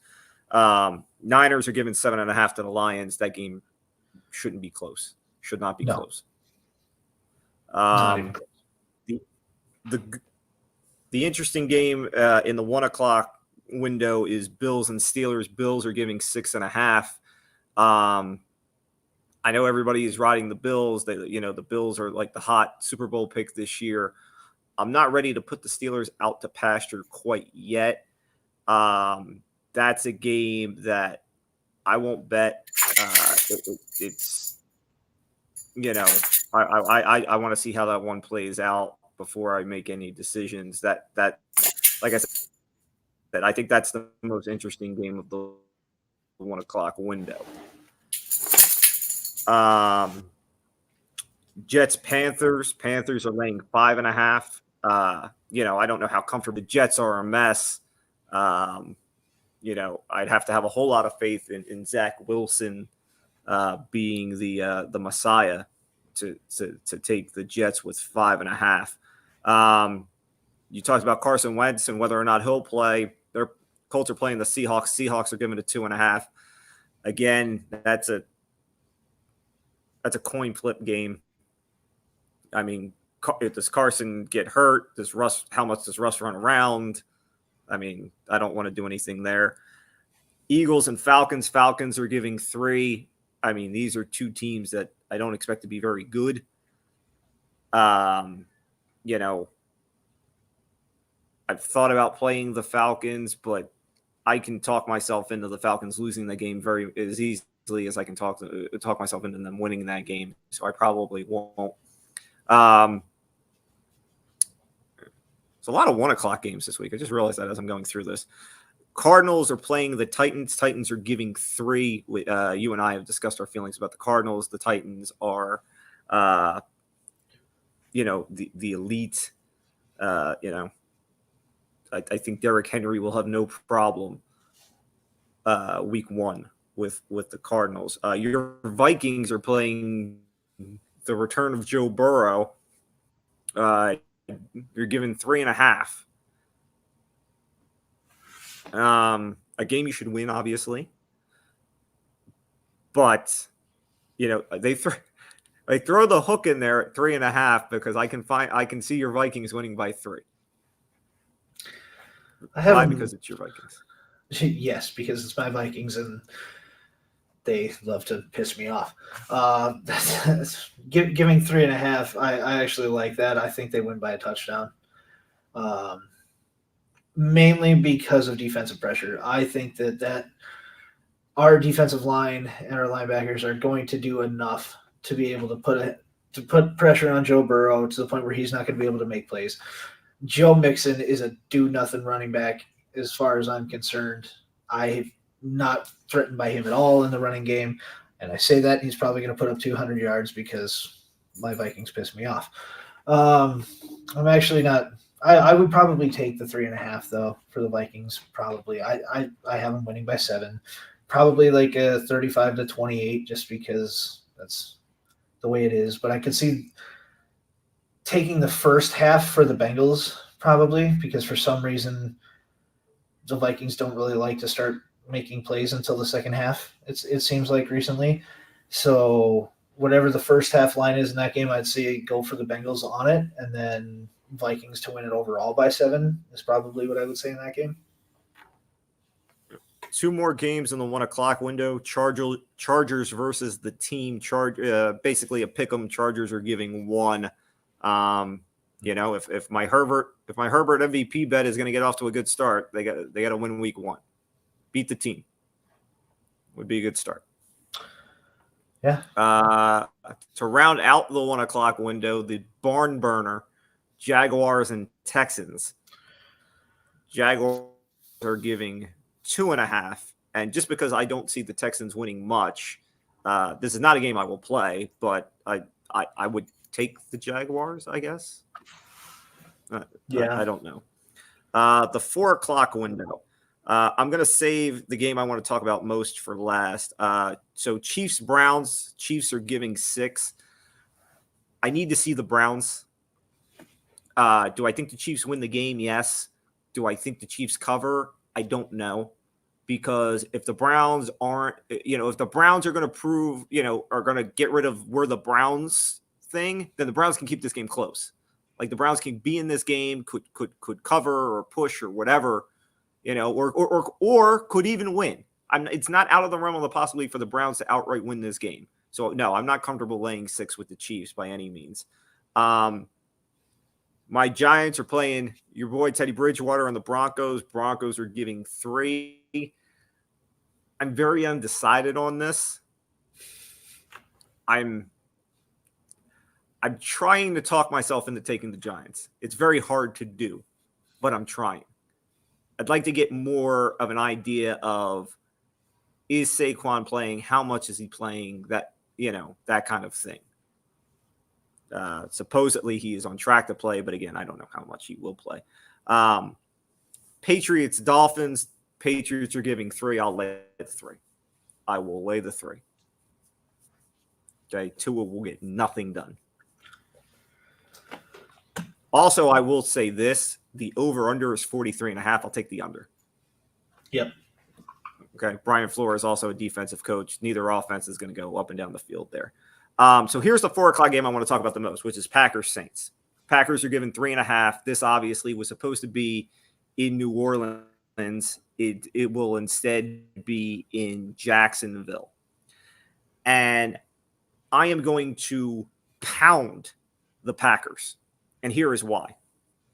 All right, forget the Jameis thing. When this game was getting moved, the Saints were given 3 options. They were given Miami, they were given Tampa, and they were given Jacksonville.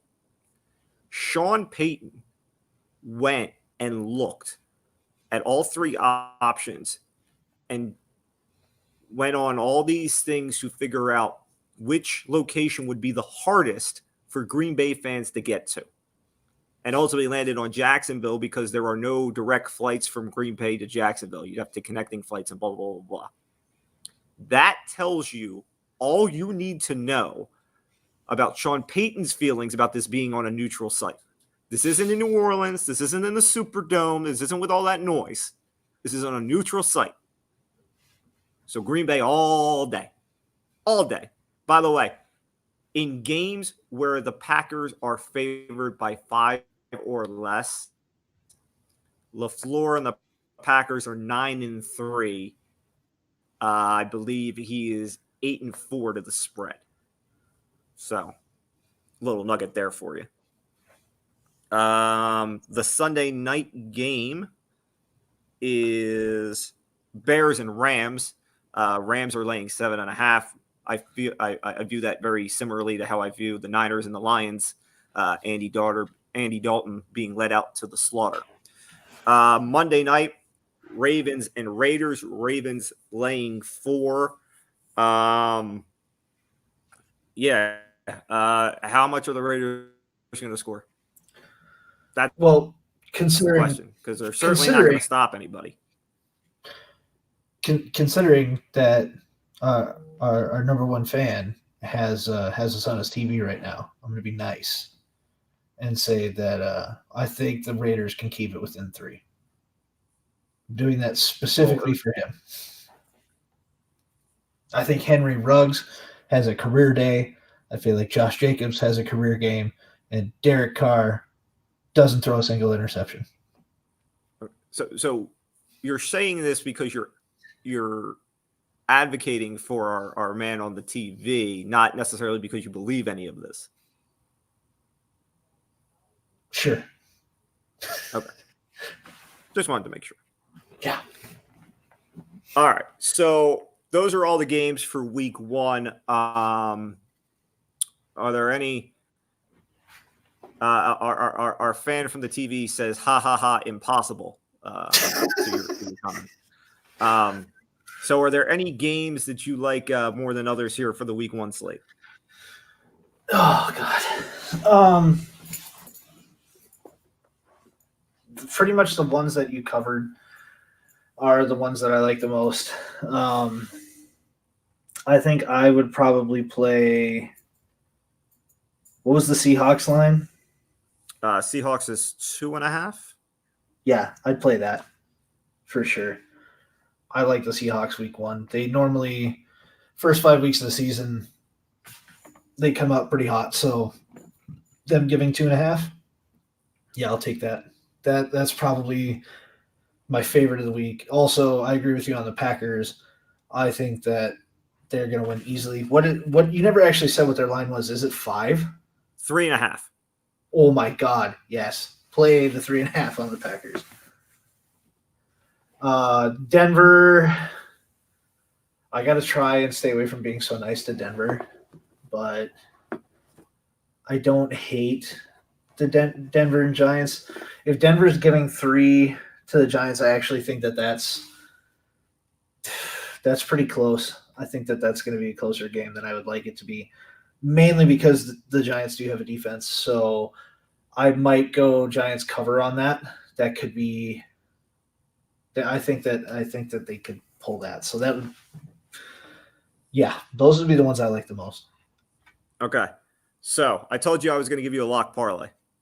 Yeah. For week 1. Okay. So here is, I'm going to give you 2 parlays. I'm going to give you the lock, and then I'm going to give you the extension of the lock.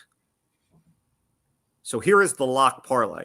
And here's the thing about it being why I'm telling you it's a lock, because we're not even going to do spreads here. We're just going to go with the money lines. We're going to make this nice and simple. You take 3 games. You take the Bucks to beat the Cowboys on Thursday night. And then you take the Niners to beat the Lions and the Rams to beat the Bears.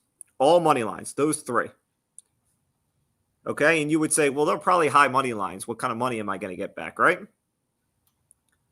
You get even money. Even money. So you put up 100, you're going to get 200. You're 100 plus winning 100. Even money. Even money. That is a lock. That is free money. And you don't have to worry about how much they win by. Just win. Okay? I think all 3 probably cover, but even money. Now, let's extend the lock a little farther. Okay? And again, we're just going to do all money lines. We're not going to worry about spreads.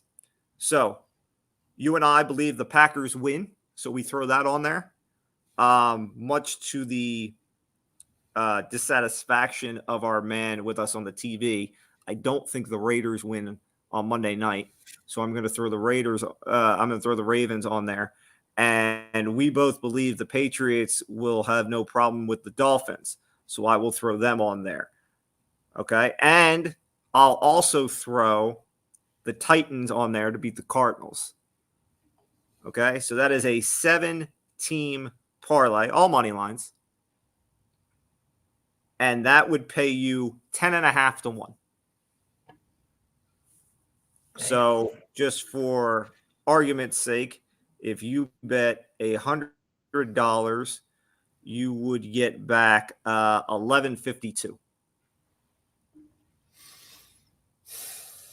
I like it. It sounded a little excessive as you were going through it, but I was like, no. The only team that makes that interesting for me is the Titans-Cardinals game. I love the Titans. I think that they are the better team, but that's probably the closest and most uncomfortable I feel out of all 7 games. I was going to say, and if you're somebody who's got some money and can throw out some money to try and hedge yourself a little bit, okay, there is a bet called a round robin. Okay, Josh, I'm not sure. Are you familiar with the round robin? Nope. Okay, a round robin is so I just gave you a 7-team parlay. Okay, what you can do is you can play a round robin, and so you can bet it as the 7-team parlay, and then you can bet it as 6s, 5s, 4s, 3s, 2s, however whatever combinations you want. Now, obviously, you're gonna have to put up more money up front, because if you're playing it by 6s, now you have to pay for each combination of the 6. However, now if you've got a 7-team parlay and you go 6 out of 7, like you were saying, you're concerned about the Titan game. If the Titans are the only loss on that ticket, you're still going to cash on a round robin. Okay. That's somebody who's got a little more money and is fine with tossing out more money up front to try and hedge themselves on the back end. Not something that smaller bettors necessarily like to do.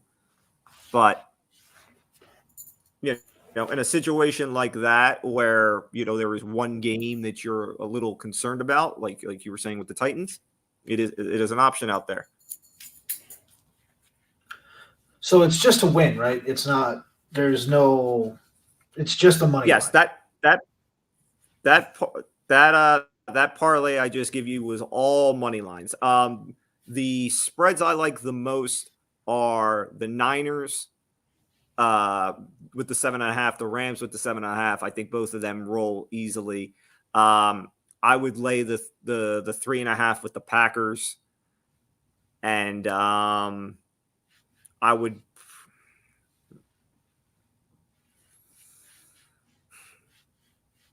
might lay the 3 with the Patriots. That one's a little. I actually, instead of laying the 3 with the Patriots, I would just play the under. I feel more. I'm more strong with the under in that than I am the spread. So, and to our man who has us on the TV, you are welcome for me explaining what a round robin was. Okay, like I said, gotta have a little money for the round robin, but tell you what, for the man on the TV, take the 7-team parlay this week, and then use that money to do a round robin on the lock for next week. What he should do is he should just take whatever money, right? So let's say man on the TV has $500. Okay, we'll just come up with an arbitrary number here. Take the 400. Take the $400. Put it on the lock that I gave you, the 3-team. That's the even money, right? Take your 4, get 8. Okay, that's done. Then take the 100, put it on the 7. If you're worried about the Titans like you are, take it down to 6.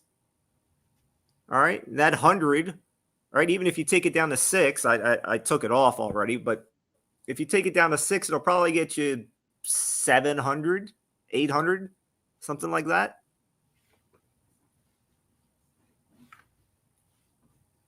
It's not a bad get. So, okay, and then when you make all that money, you can get a bigger TV to put us on. I like it. So there you go. Lock a week 1. Boom, done. Free money, giving it out. All right. So let's wrap up. We started it last week. At the end of the show, me and Josh pick a topic we haven't discussed on the show and vent about it, I guess is a good way to put it. Josh, I know you are fully prepared for it this week, so I will let you take the honors. I mean, I was fully prepared for it, and then we kind of talked about it. So here's my issue, okay? And this might be a little bit self-serving, but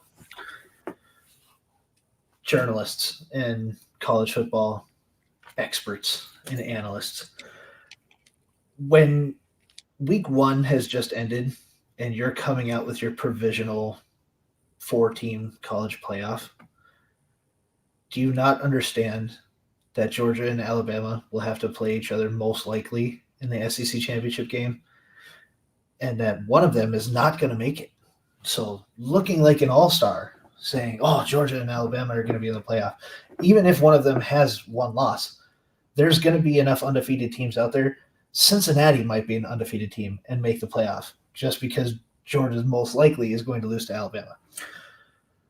I cannot stand the idiocy and audacity of some of these people coming out and saying that, and I know this is going to hurt you a little bit, and I'm sorry in advance, Notre Dame is not a playoff team. You are not a playoff team. So my rant really is just focused around analysts need to calm the fuck down with some of these wild and outlandish things they're saying. I get it. It gets clicks. It gets views. And the people from those fan bases want to read it. Not a chance in hell is any of that happening, though. Right now, it's Florida State. A one-loss Florida State is getting in. Alabama's getting in. Ohio State's getting in. And fourth team TBD. It could be another one-loss team. Or it could be whoever wins the Big 12. All right, so here's my pushback to you. Number one, all right, yes, that's what they're paid to do. They're going to give you their 14 playoffs every damn week. All right, it's asinine, but yeah. Now, does Georgia and Alabama have a regular season meeting, or is it just the SEC championship? Just the SEC championship. Alabama plays Florida in the regular season. Okay, so they do not play this year. Okay, so here's my pushback to you about Georgia not getting in. Hold on. Let me bring up the Georgia schedule here real quick to get a better idea of what I'm about to say. So, Arkansas, Auburn, Florida, Tennessee, Georgia Tech. It's really going to depend on how some of these other teams flesh out. I mean, I just ran through kind of their bigger games left on the schedule. And none of those are really world beaters. I guess Florida would probably be, or I don't even know if it was Florida. I might have missaid that. But my point is that depending on how their strength of schedule plays out, it's not impossible for Georgia to be undefeated going into the SEC championship if they don't get completely trounced by Alabama, if that is a tight game, them still getting into the playoff. Because losing a tight game and being a one-loss team with that loss being a tight game to Alabama would not eliminate them from the playoff. Now, let me be clear. That depends on how their strength of schedule plays out. Because just looking at the schedule right now, I would almost argue that that loss might eliminate them based on the pure fact that Alabama would be the only real game that they've played outside of maybe the Clemson game in last week. And Florida. Again, if it's hold on, I gotta look. I gotta double check again. I think Florida's on there. Yeah, Florida is on there. They play every year. So let me just be clear about this too. The reason why I have an issue with this isn't so much because of Georgia. It's because I'm seeing some of these guys say Oklahoma is going to be in it. Oklahoma doesn't have a prayer if that's the kind of game they put up against Tulane. Okay. I've also seen some people say that Lane Kiffin is going to come out and beat Nick Saban this year with Ole Miss. Stop it. Team looked good without him, but they gave up 34 points to Louisville.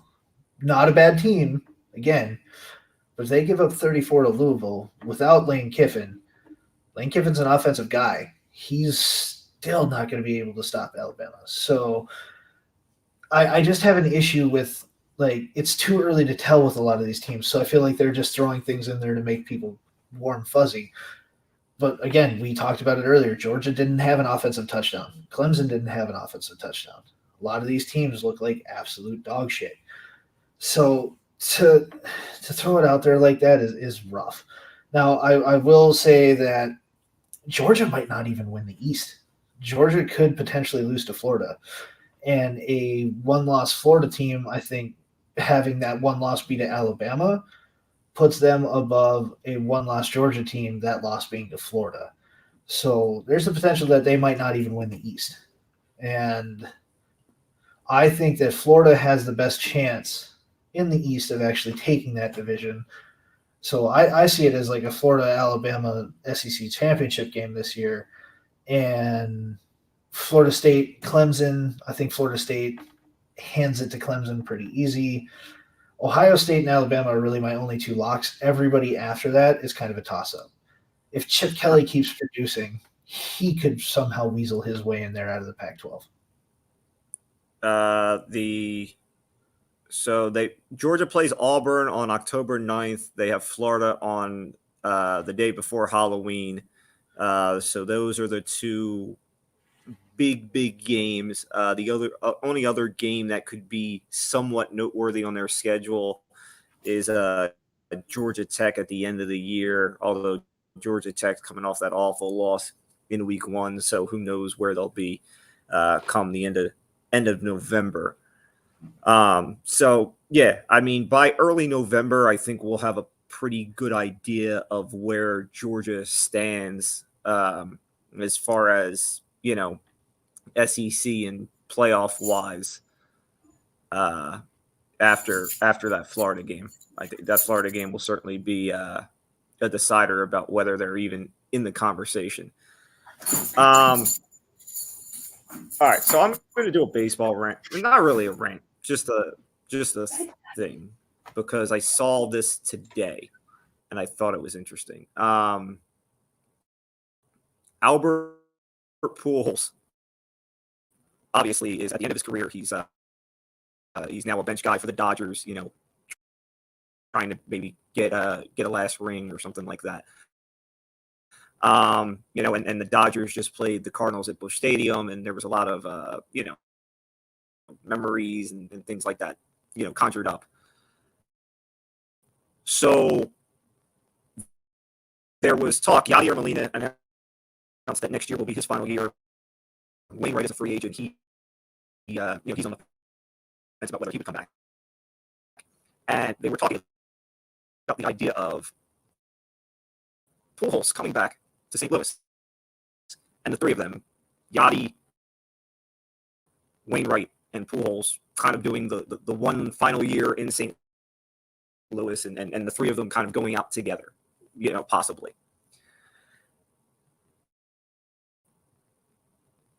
I don't know how Pujols feels. I mean, Pujols said all the right things when asked about it. You know, obviously he would.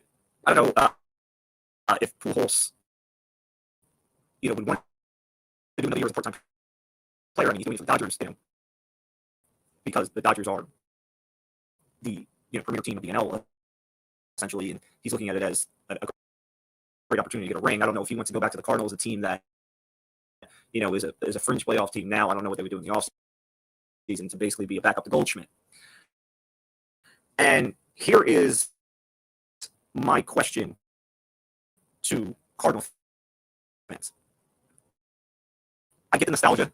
I get the great memories you had of a young Albert and what he did for the organization and all that. And I'm sure when Albert goes into the Hall of Fame, he'll probably go in with a Cardinal cap. I mean, I don't think anybody's envisioning Albert Pujols as an angel. But there comes a point when, as great as the sentiment and the nostalgia is, does it make sense on the field? I don't know. Like I said, this is a fringe. I mean, look at the Cardinals this year. I mean, they already had Goldschmidt. They went out and got Arenado. You know, and they're in the wild card hunt necessarily, but this is a team that hasn't competed for the division really at all. They're not close to the Brewers.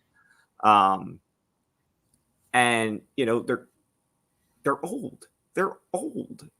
You know, Yadi's about to play year 20. Wainwright's the same thing. Goldschmidt isn't young. Arenado isn't young. You know, they've got your Tommy Edman. You know, Matt Carpenter's old and doesn't hit anymore. I mean, this is an old team. So what, outside of sentiment and warm feelings, what does bringing Pujols in do for you? So, Well, I mean, are you doing it to sell tickets and conjure up some memories, or do you actually want to make these guys last year a chance to, look at the Giants, look at them with Posey and Crawford and all those guys. Okay, they're actually going out and winning games and trying to win a championship. All right, I don't know that the Cardinals are doing anything more than a retirement tour. Yeah, so that's really the question, and I think that's where the challenge comes in, and why I don't really have a problem with it. I see them all wanting to go back to St. Louis where it all began, but I think that you're undervaluing what the impact of something like that has on the team's morale and the team's ability overall. I mean, we've seen in baseball, at least, more often than not, when players have been having their farewell tour, that they tend to play a little bit better and they tend to play a little bit harder because they have nothing to lose. They're not worried about the next year or saving their body for the next season. The Cardinals aren't the Cardinals of old. They don't have the team that they used to have. I understand that. But with the same kind of conversation that we've been having the past couple of weeks with Rob Manfred and Major League Baseball needing to do something to actually make me care about the sport of baseball again, I'm not mad at this. I would probably watch this, and I would probably, as a fan from an outside team, if the Cardinals came to town or were anywhere close, I would go just to watch these guys play one more time. And I feel like they're going to play like they have nothing to lose. I feel like being on a team where they're not expected to win and not expected to make the playoffs is a higher benefit. Because what if they do? What if they play out of their minds and inspire the rest of the guys to play well and they actually make a playoff run? I think that's more exciting. I mean, even with age, you brought up, Buster Posey and Crawford and everybody. They're winning games right now. It's exciting. Yes, but it's that what if factor. Like, what can these guys do with one last year? They're together. They're happy. They're having a good time. They're playing ball the way that it's meant to be played. And we get to see them go out and have no regrets this way. I'm all for it. I don't really think it's that bad. I can see where it's like, what does the team benefit or what do the fans benefit? I think the fans would enjoy it to the point where it could, in a season where they're not expected to do much, it could just bring some levity to it. They can still get some enjoyment and remember what may be a down season for something better than just a record, a win-loss record. I guess my point is that one, you said about bringing up Manfred and how we talk about making the game right, and how you would want to see it and all that. You and me are baseball fans. Like, you and me remember young Pujols as a Cardinal and what he did there, and obviously Cardinal fans remember that. Okay, but if you're just a person who kind of lightly pays attention to baseball and doesn't, and it's not the hardcore and doesn't know all the numbers and everything. I mean, does Pujols going back really move the needle for you? And even from a Cardinal perspective, again, if you had a hole at first base and you didn't have a young guy, coming to take that spot, and you basically just needed, a holdover for a year. Okay, then bringing Pujols back and having him play every day and things like that. Oh, I get that. But we're talking about Pujols coming to be a bench guy. Pujols playing once, maybe twice a week when giving Goldschmidt a day off. Maybe, all signs point to a DH in the NL probably next year. What is Pujols your everyday, DH? Then okay, makes a little more sense. But, not to the same extent, because Pujols left, played for the Angels for all those years, and now would be coming back. But to a somewhat similar thing, I went through you went through it with Maurer, when Maurer was gone all that time and then kind of came back. I did it with David Wright. David Wright was gone for, essentially 2 years with the spinal stenosis. And when he came back, he his first game off the IL, or the DL back then. Now we call it the IL. His first game back was here in Philly in Citizens Bank Park, which was essentially his favorite park to ever hit in as an away guy. And in his first AB, he hits a home run. And yeah, that's a shot in the arm to the team. It's the adrenaline. It's all the emotions for fans and all of that. But you know what? Okay. And it happened to David because David, physically couldn't do it anymore. Yeah, he had moments here and there. But and Pujols is old now. And again, Pujols has had some big moments here and there for the Dodgers, but also he's playing sparingly. He's not playing every day. What happens is that nostalgia and those warm feelings evaporate when you're a month or two into the season and you look up at a 220 batting average. They want guys to produce. Okay? They love all the memories. They love the nostalgia and all that. But once the season gets going and the record starts accumulating, they want you to produce. And I'm not sure that Pujols, even at a DH role, if that happens next year, can be an everyday producer anymore. I mean, that's why the Angels cut him. He wasn't exactly holding down first base enough to stop the Jared Walshes of the world. It's a fair point. I mean, his numbers may not be great. And, the Joe Mauer thing for me, I felt like he kind of overstayed. Watched him play for so long, never getting a World Series. And he stayed with us his entire career. The only reason I'm disagreeing with you is also because of what I felt with Joe Mauer. I got to watch Joe Mauer I got to watch him play catcher one last time at home in a Twins uniform in his final game. I got to see him walk off the field, the same way that he walked onto the field for the first time. That moment alone was a payoff for me as a fan, even in a year where I expected us to perform well. I was okay with that. So Pujols not necessarily producing.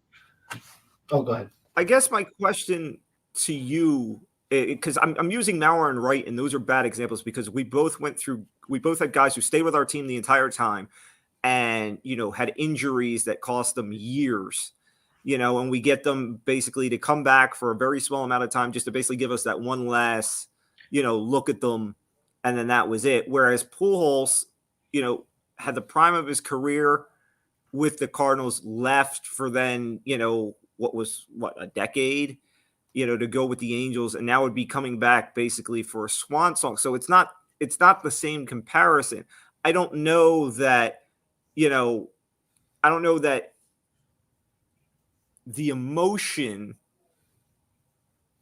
hits the same, for you and me when a guy got hurt and we're basically, it's like, it's just great to just see him back, one last time, whatever he is. Whereas a guy left me for 10 years in the prime of his career, and now I'm getting him back at the end for a swan song. I'm not, like I said, I don't have a great example from my era, of that, somebody going away for, a long period of time, basically in their prime, and then coming back for the swan song. I mean, in Mets history, and even this isn't a great example. The Mets traded away Seaver to Cincinnati, and then after that he came back for a little bit, and then they got rid of him again. But again, that wasn't him leading. They got rid of him. So, like I said, I don't have a great comparison to the Pujols thing off the top of my head. But I'm just curious. So Cardinal fans, anybody who watches this or whatever, drop us a tweet. Let me know how you feel about it. I think I'm gonna put a tweet out too on the, we'll hashtag the Cardinals, see what kind of response I get, because I'm curious. I don't know. Does nostalgia outweigh production, in a 8-month marathon? So the only comparison I can really find, and it didn't actually happen, but it had the potential to happen, or could have potentially happened. David Ortiz. David Ortiz started his career in Minnesota. We cut him, and he produced for, a decade plus in Boston.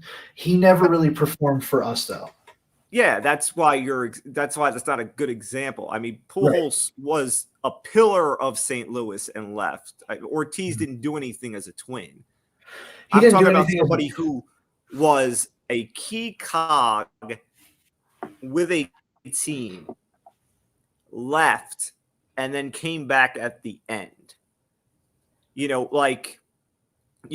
Had he not gotten hurt, Griffey goes to Cincinnati and then comes back at the end, to Seattle, something like that.